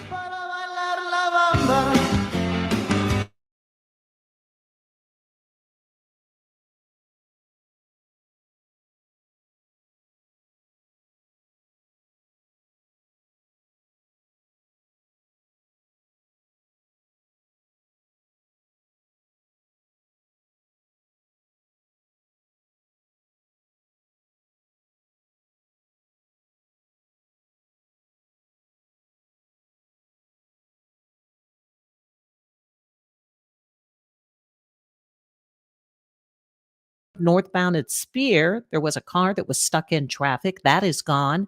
Now an accident on eastbound I-70 at Central Park and slow-moving traffic coming away from I-270. And there is an area with police activity and a closure at Perry and 4th Avenue. I'm Karen Johnson. This report is sponsored by Discover. When it comes to your credit card, Discover believes in having real people available 24/7 to help answer your questions. Discover. Exceptionally common sense. George Brockler here on tomorrow's George Brockler Show on 710 KNUS. Tina Peters will not be in studio. Pam Anderson will be in studio answering your questions. No math, please. Give us a call. Until then, you're listening to 710 KNUS. George Brockler, weekday mornings from 6 to 10 on News Talk 710. KNUS. Susan, I'm sorry I'm late. Traffic is terrible. It sure is. But on top of that, gas prices have been skyrocketing. I can't believe how expensive gas has gotten recently. Prices at the pump are up, but I never pay full price for gas anymore. I just use the free Upside app that pays you cash back for every gallon of gas you buy. Wait a minute. Are you saying you actually get paid cash when you buy gas with the Upside app? Yes, I get real cash back every time I buy gas. And does that actually add up to anything? I'll make $200 to $300 this year. Wow, that's serious extra cash. I'm downloading the free Upside app now. Download the free Upside app now to earn real cash back every time you buy gas. Use promo code CLEAN for a $5 bonus on your first tank. That's promo code CLEAN. You can cash out anytime right to your bank account, to PayPal, or an e-gift card for Amazon and other brands. Just download the free Upside app and use promo code CLEAN for a $5 bonus on your first tank. That's code CLEAN for a $5 bonus. This is Dan Kaplis. I was in a meeting in our office the other day with a bunch of our attorneys and a couple of our wonderful clients, and I looked around and thought back to that great Lou Gehrig quote I toasted Amy with at our wedding reception. Today, I feel like the luckiest man on the face of the earth. The way I see it, and I see it every day, our lawyers and staff are world-class professionals and people who are deeply committed to our clients on a very human level. Their level of talent, skill, and proven accomplishments is mind-blowing. So if you ever need a lawyer for a serious injury case, I hope you at least sit down with us and see the firepower and deep personal commitment that we bring to the table. We're a serious firm for serious cases. We take righteous cases on a percentage fee basis, so good people from all walks of life can benefit from our vast resources without regard to ability to pay. If you need our help, call 303-770-5551 or hit dankapleslaw.com. That's dankapleslaw.com. Hi, it's Steffan Tubbs for my friends at the Black Eyed Pea here in Colorado. 9 locations, one no doubt is close to you. These are small Colorado businesses owned and operated by Mom and Pop Steve and Michelle. Hey, this Sunday, May 8th, is Mother's Day. If you don't have any plans, get Mom out and celebrate at the Black Eyed Pea. Mother's Day specials include grilled Atlantic salmon, trust me, it's awesome, hand-carved prime rib, grilled mahi-mahi, and even chicken cordon bleu. Mom is sure to find a favorite with one of those, and all of the entrees served with 2 sides, fresh-baked rolls and cornbread, and a featured dessert as well. What's that? How about a cup of cherry cobbler with ice cream? Celebrate Mother's Day at the Black Eyed Pea, open at 10:30 in the morning this Sunday. And if you're looking for a job, they're still hiring. All the details, blackeyedpeacolorado.com. I love everything about this restaurant. You will, Mom will. and keep it here in Colorado. Visit the local Black Eyed Pea near you today. Are you a real estate investor looking to refinance one or more of your properties? Most lenders only work with cookie-cutter W-2 borrowers. At Cash Call Mortgage, we have loans designed specifically for investment properties. We qualify customers based on the cash flow from the investment property. Borrowers can get up to $2.5 million. That's right, $2.5 million.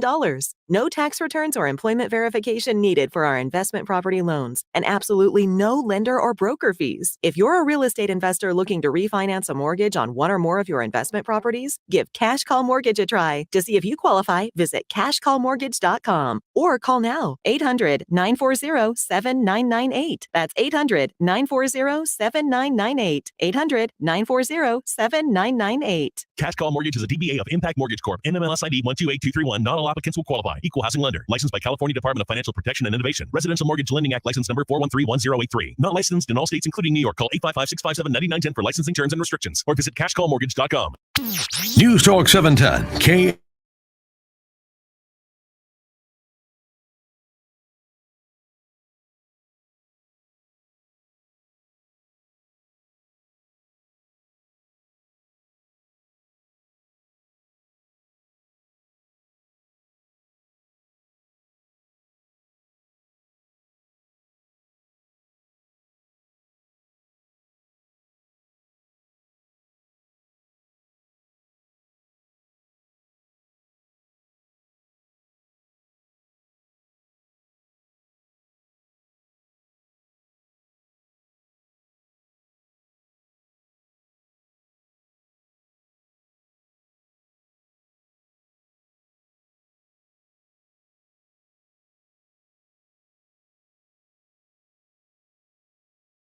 Pain as Treasury yields spike higher, with high-growth tech firms vulnerable to higher interest rates depressing future earnings that have fueled big stock valuations.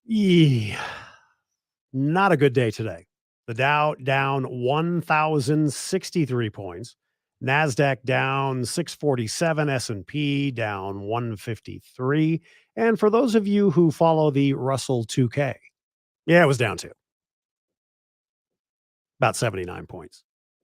Hey, the VIX, though, you know, that deals with that volatility, like the volatility we talk about a lot on this program, whether it's the Disinformation Governance Board or anything else, the VIX, when there's turmoil, the VIX goes up, and the VIX was up about 6 points today. I greatly apologize on behalf of Matthew and myself. It's not good when you have a radio talk show, especially this one. No offense to my friends and colleagues at other radio stations in town that do not take, during said talk show, any phone calls. I love your participation, which is why you can only imagine how frustrating we are, or frustrated we are behind the scenes, and how frustrating it is when you've got a bug in the telephone system. It's not you, it's us. No, it's not you. It's me. Yeah, there's something going on, which is a song by Frida, but that's not important right now. 303-696-1971. Coming up, we started the program and we were talking about a bunch of things, and we love variety on the program, as you know. We're going to have more on the American Veteran Show this Sunday. But I think this is important, and a lot of people, it's just, especially because Denver, and no offense to any of you Swabbies out there, anybody, a United States Navy veteran, if you've got members of your family currently in the Navy, you don't get a lot of Navy news. Believe it or not, as a sidebar, there is a Denver Navy Week every year. But this story surrounding is from back east out of Norfolk, Virginia, surrounding the USS George Washington is absolutely tragic. Multiple suicides, multiple, over the course of the last couple of years. So we will have more on that coming up. And again, I'll mention it a little bit more this weekend on the American Veteran Show. But if you're not aware of this, we're certainly going to tell you about it. First, though, thank you to our friends at the Colorado Farm Bureau.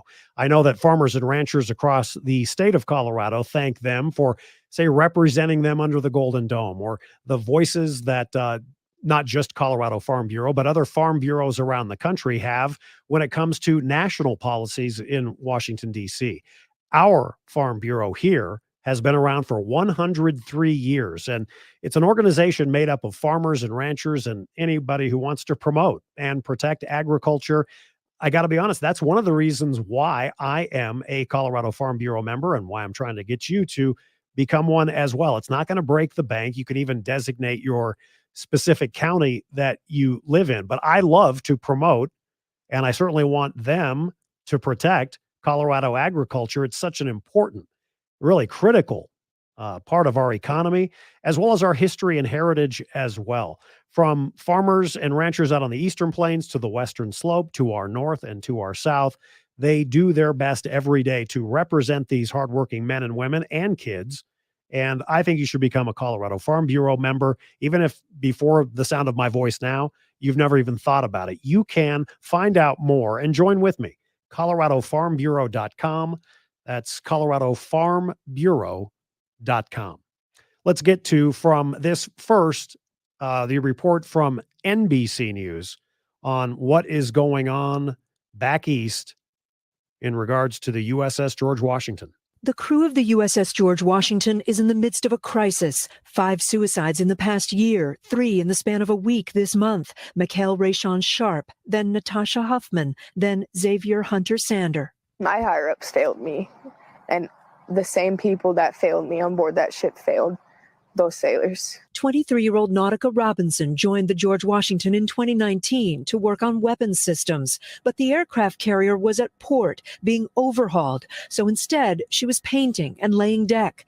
Nautica began to struggle with her mental health and says she repeatedly asked for more support. And what did people say? It was like I said it and I spoke into like thin air, like nobody listened. About a year ago, she tried to take her own life. I'm sad. I'm tired being here.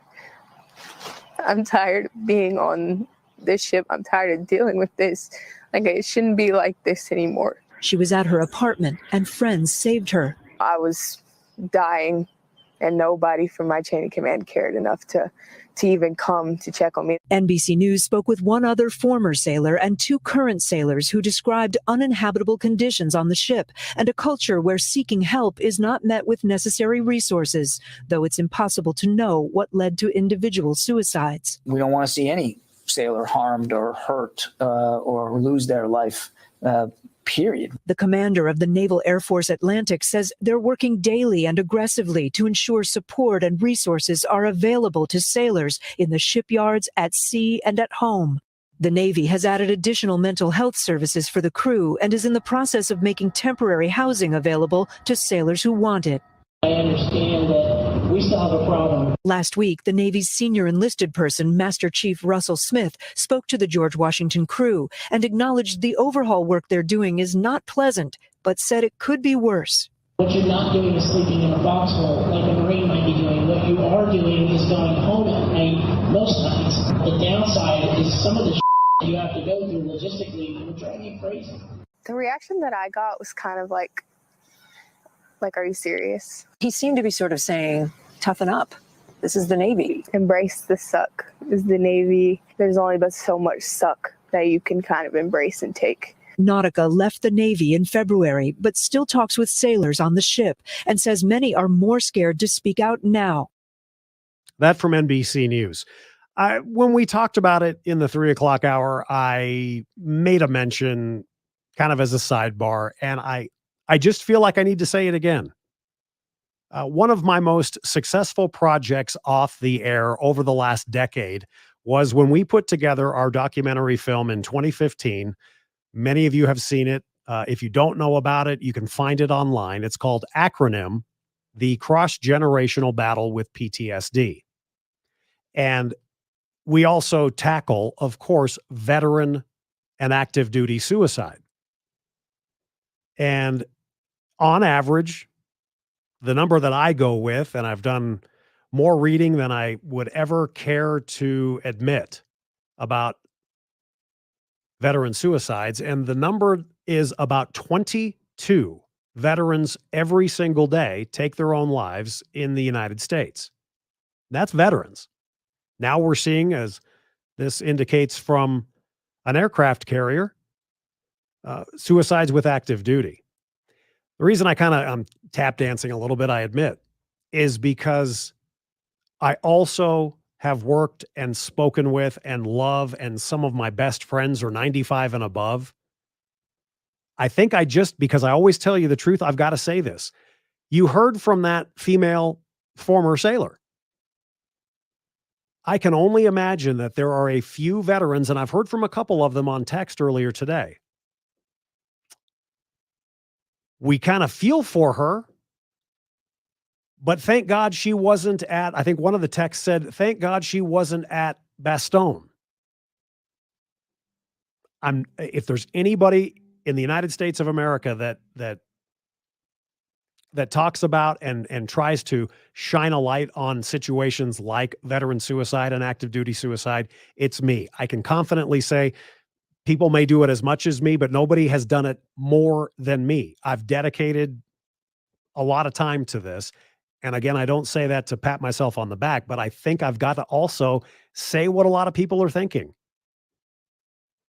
It's like she says that she's told by command, basically suck it up. Now, that may not be and I'm just a lowly civilian, but in the civilian ward, we may all go, oh my God, red flag, red flag. I also know from talking with so many people across the generations, from recently, those recently from Iraq and Afghanistan, back to World War II veterans, Korea, Vietnam, Somalia, Gulf War I and II. You know what they would say to that? Because I've heard it. In essence, they would say, sometimes you got to suck it up.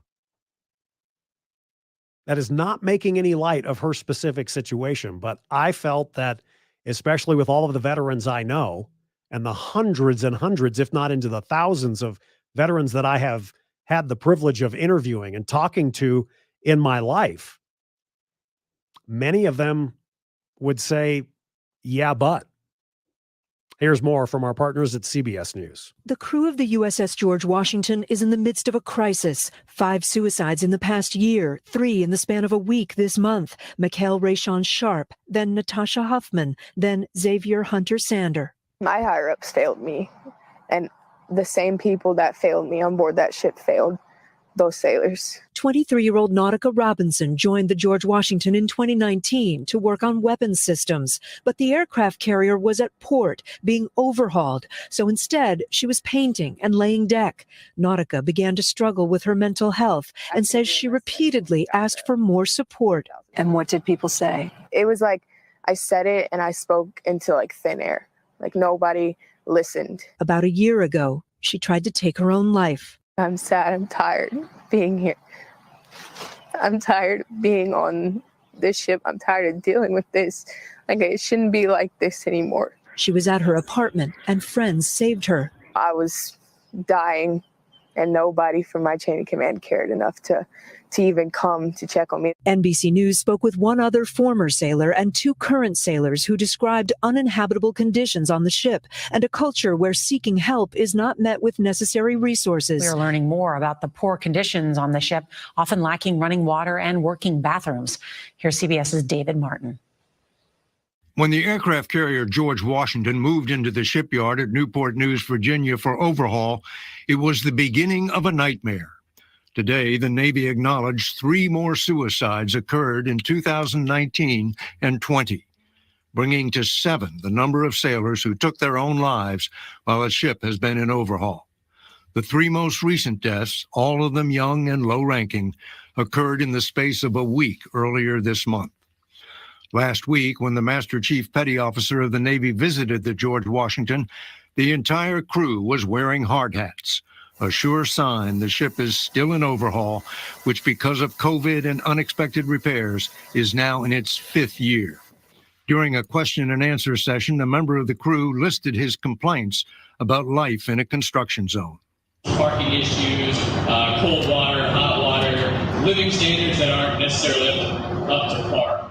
The Navy's senior enlisted man replied that those were just the realities of shipyard overhaul, and things could be worse.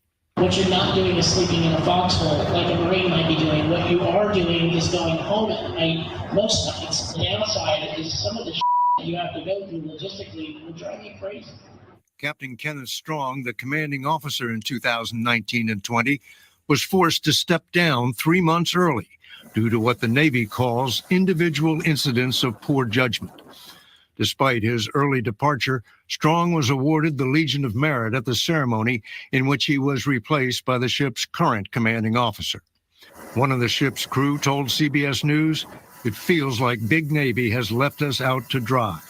Nobody cares." Big Navy, meaning the admirals who run the Navy, has now directed that all 360 sailors living aboard the ship while it's still in overhaul be allowed to move ashore if they want.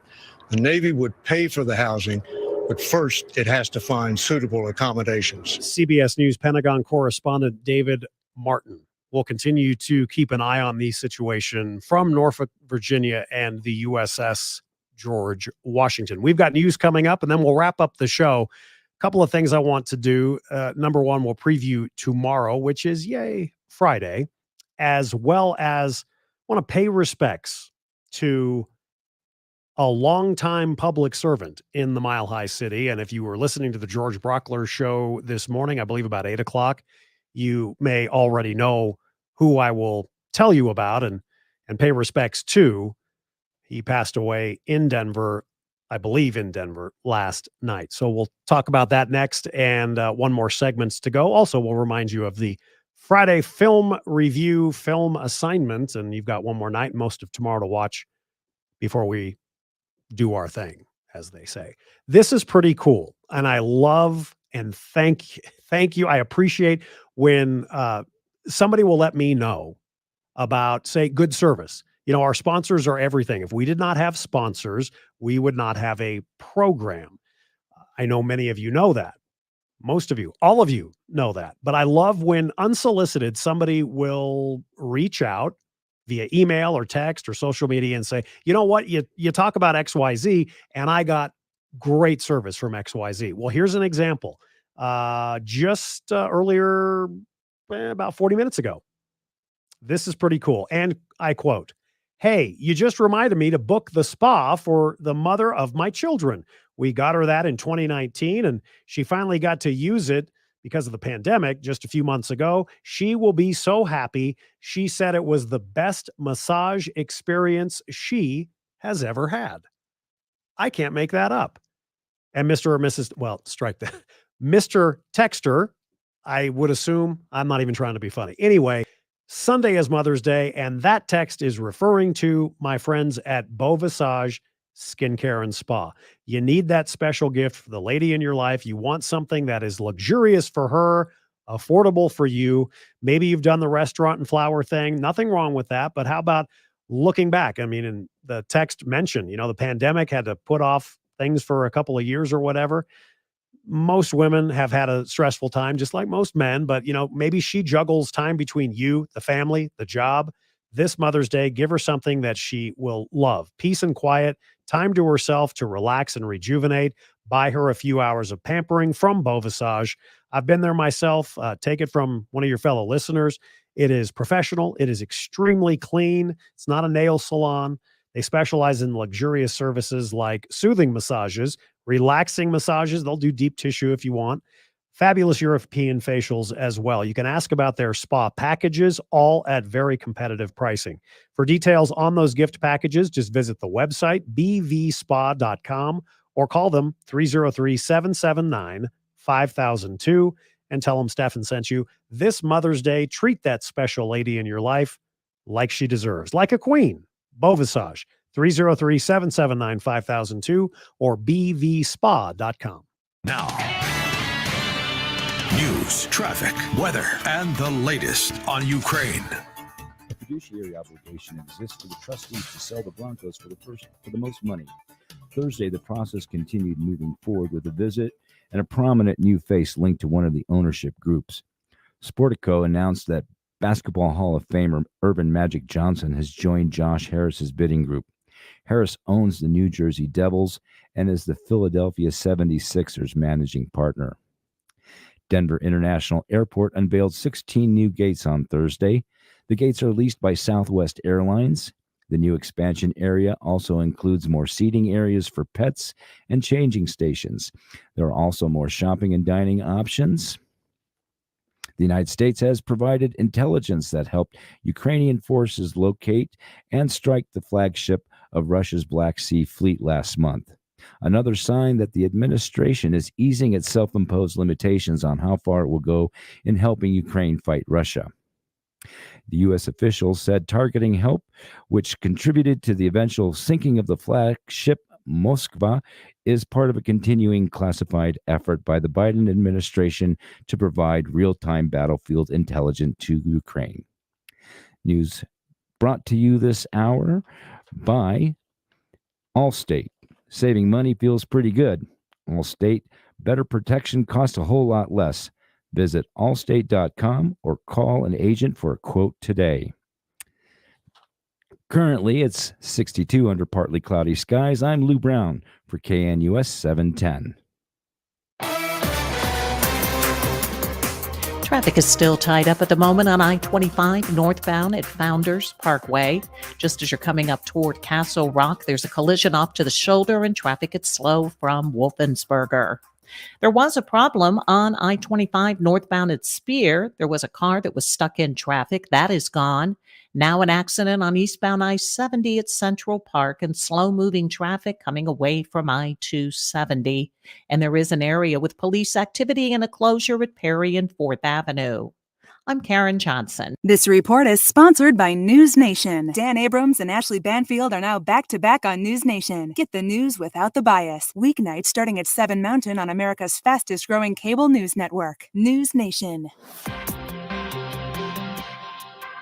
Fair to partly cloudy skies tonight. We're going to be in the 40s for overnight lows. It'll be quite mild and partly cloudy with upper 70s and low 80s Friday, 70s and 80s Saturday, and middle to upper 70s for Sunday. Lows at night will be mostly 40s. Today and Friday dry. We might over the weekend have a little bit of afternoon and evening late day scattered shower and thunderstorm activity around.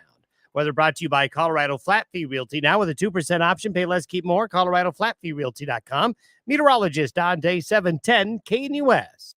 Listen now, and your bank account will thank you. Hi, George Brockler here. I'm blown away by the program my friend and realtor Gay Ribble, the Ribble Group, Keller Williams Realty DTC, has launched. Sell your home and pay zero commission. Yes, you can list your home with the Ribble Group, get full service, and the buyer will pay all of the commission. I've talked a lot about how Gay Ribble has the buyers. Well, now Gay has the buyers willing to pay all of the commission so you can net more money. You can sell your home now by matching your home to one of her buyers who will pay the commission for you.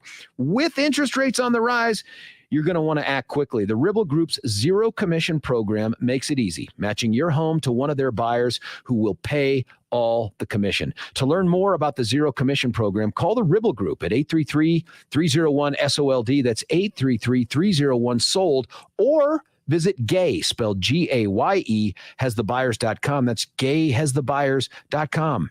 I should have had Done Right do it. Don't be that person that says this after ordering your remodeling project. Right, Dad? You've got that right, Todd. Hi, folks. Dan Cicchini, owner of Done Right Kitchens and Baths, Windows and Doors. Simply put, we make people happy. Ever since the 80s, we've proven ourselves by being picky. Tell the folks, Todd. Well, there's only one way we'll resurface cabinets. 1/4 inch, glued and nailed. Replacement kitchens, only custom-built cabinets by our own people for a fabulous look. Bathrooms, you can count on the tried-and-true Done Right bathroom renovation system. And windows and entry doors? Dad, how about your 2 cents worth? Well, it starts with a quality window or door, yes, but I'm here to tell you that preparation, installation, and finish are exactly why they'll be able to join those that say, Done Right, did right by me. So folks, whether it's kitchens, baths, counters, or floors, or even replacement windows and doors, as always, you have our word. We'll treat you right at Done Right. 303-722-2295, 800-362-8370, or drhi.com. UFCW Local 7 President Kim Cordova is attacking her own union members who worked during a strike, issuing fines totaling thousands of dollars, even insisting members pay Local 7 any wages they earned, making it harder for her members to keep food on the table. people, all while Cordova made over $200,000 and Local 7 has $14 million in the bank. Massive fines and vindictive attacks.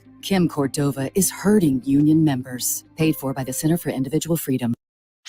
News Talk 710 KNUS. Listen live on Odyssey.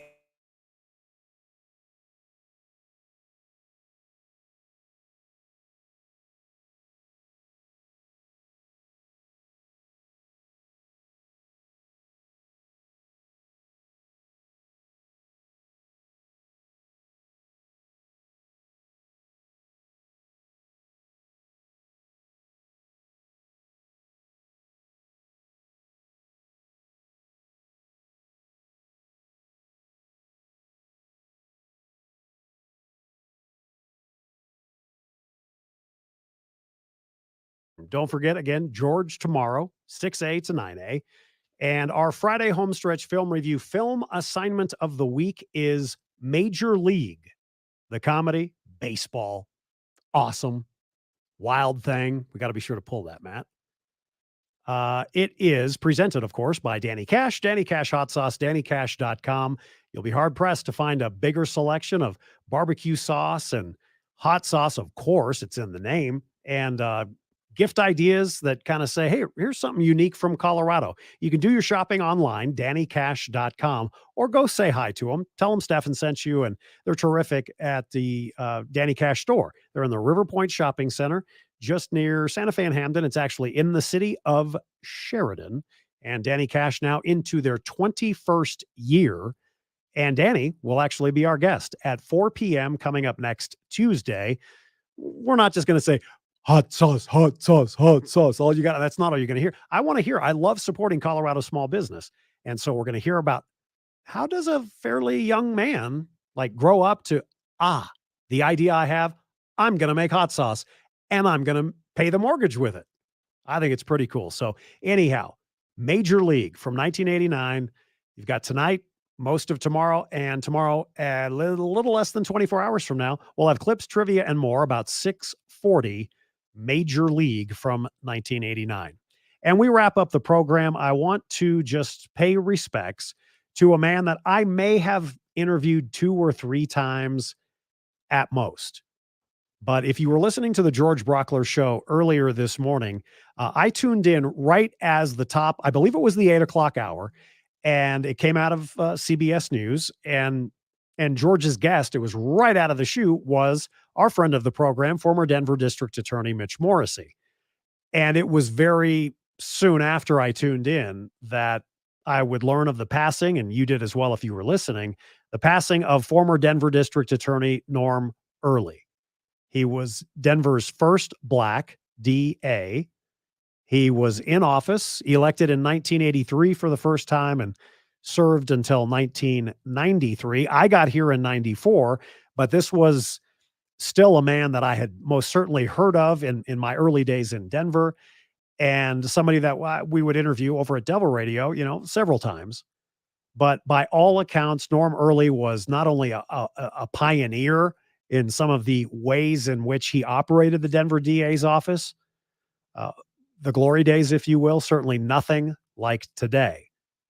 But Norm Early liked by a lot of people, at least the least we can do, I should say, is to pay respects. He was a graduate of American University in Washington, D.C., class of 1967.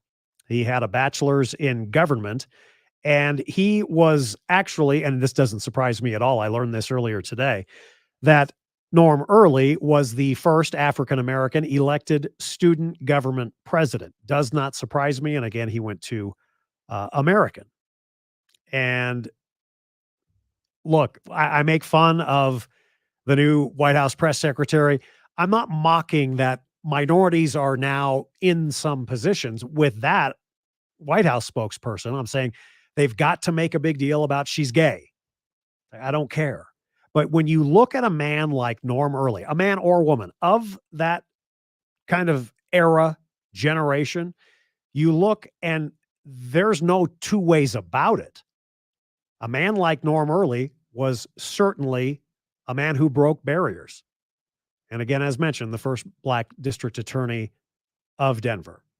He did a lot with speaking engagements and all of that. He was a proud alum of his college, and he was a good guy, a good man.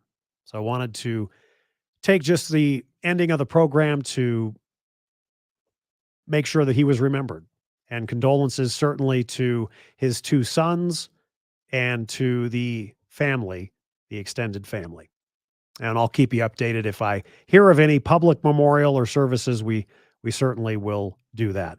Coming up tomorrow on the program, we will be in Friday mode, most certainly. We'll talk, of course, the latest on the leak.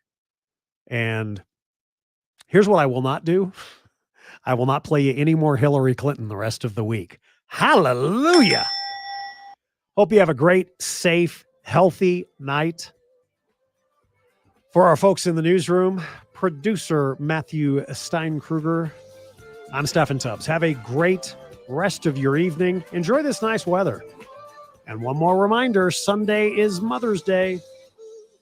Take time out. Remember our troops, and we'll talk with you tomorrow. And good night, friends.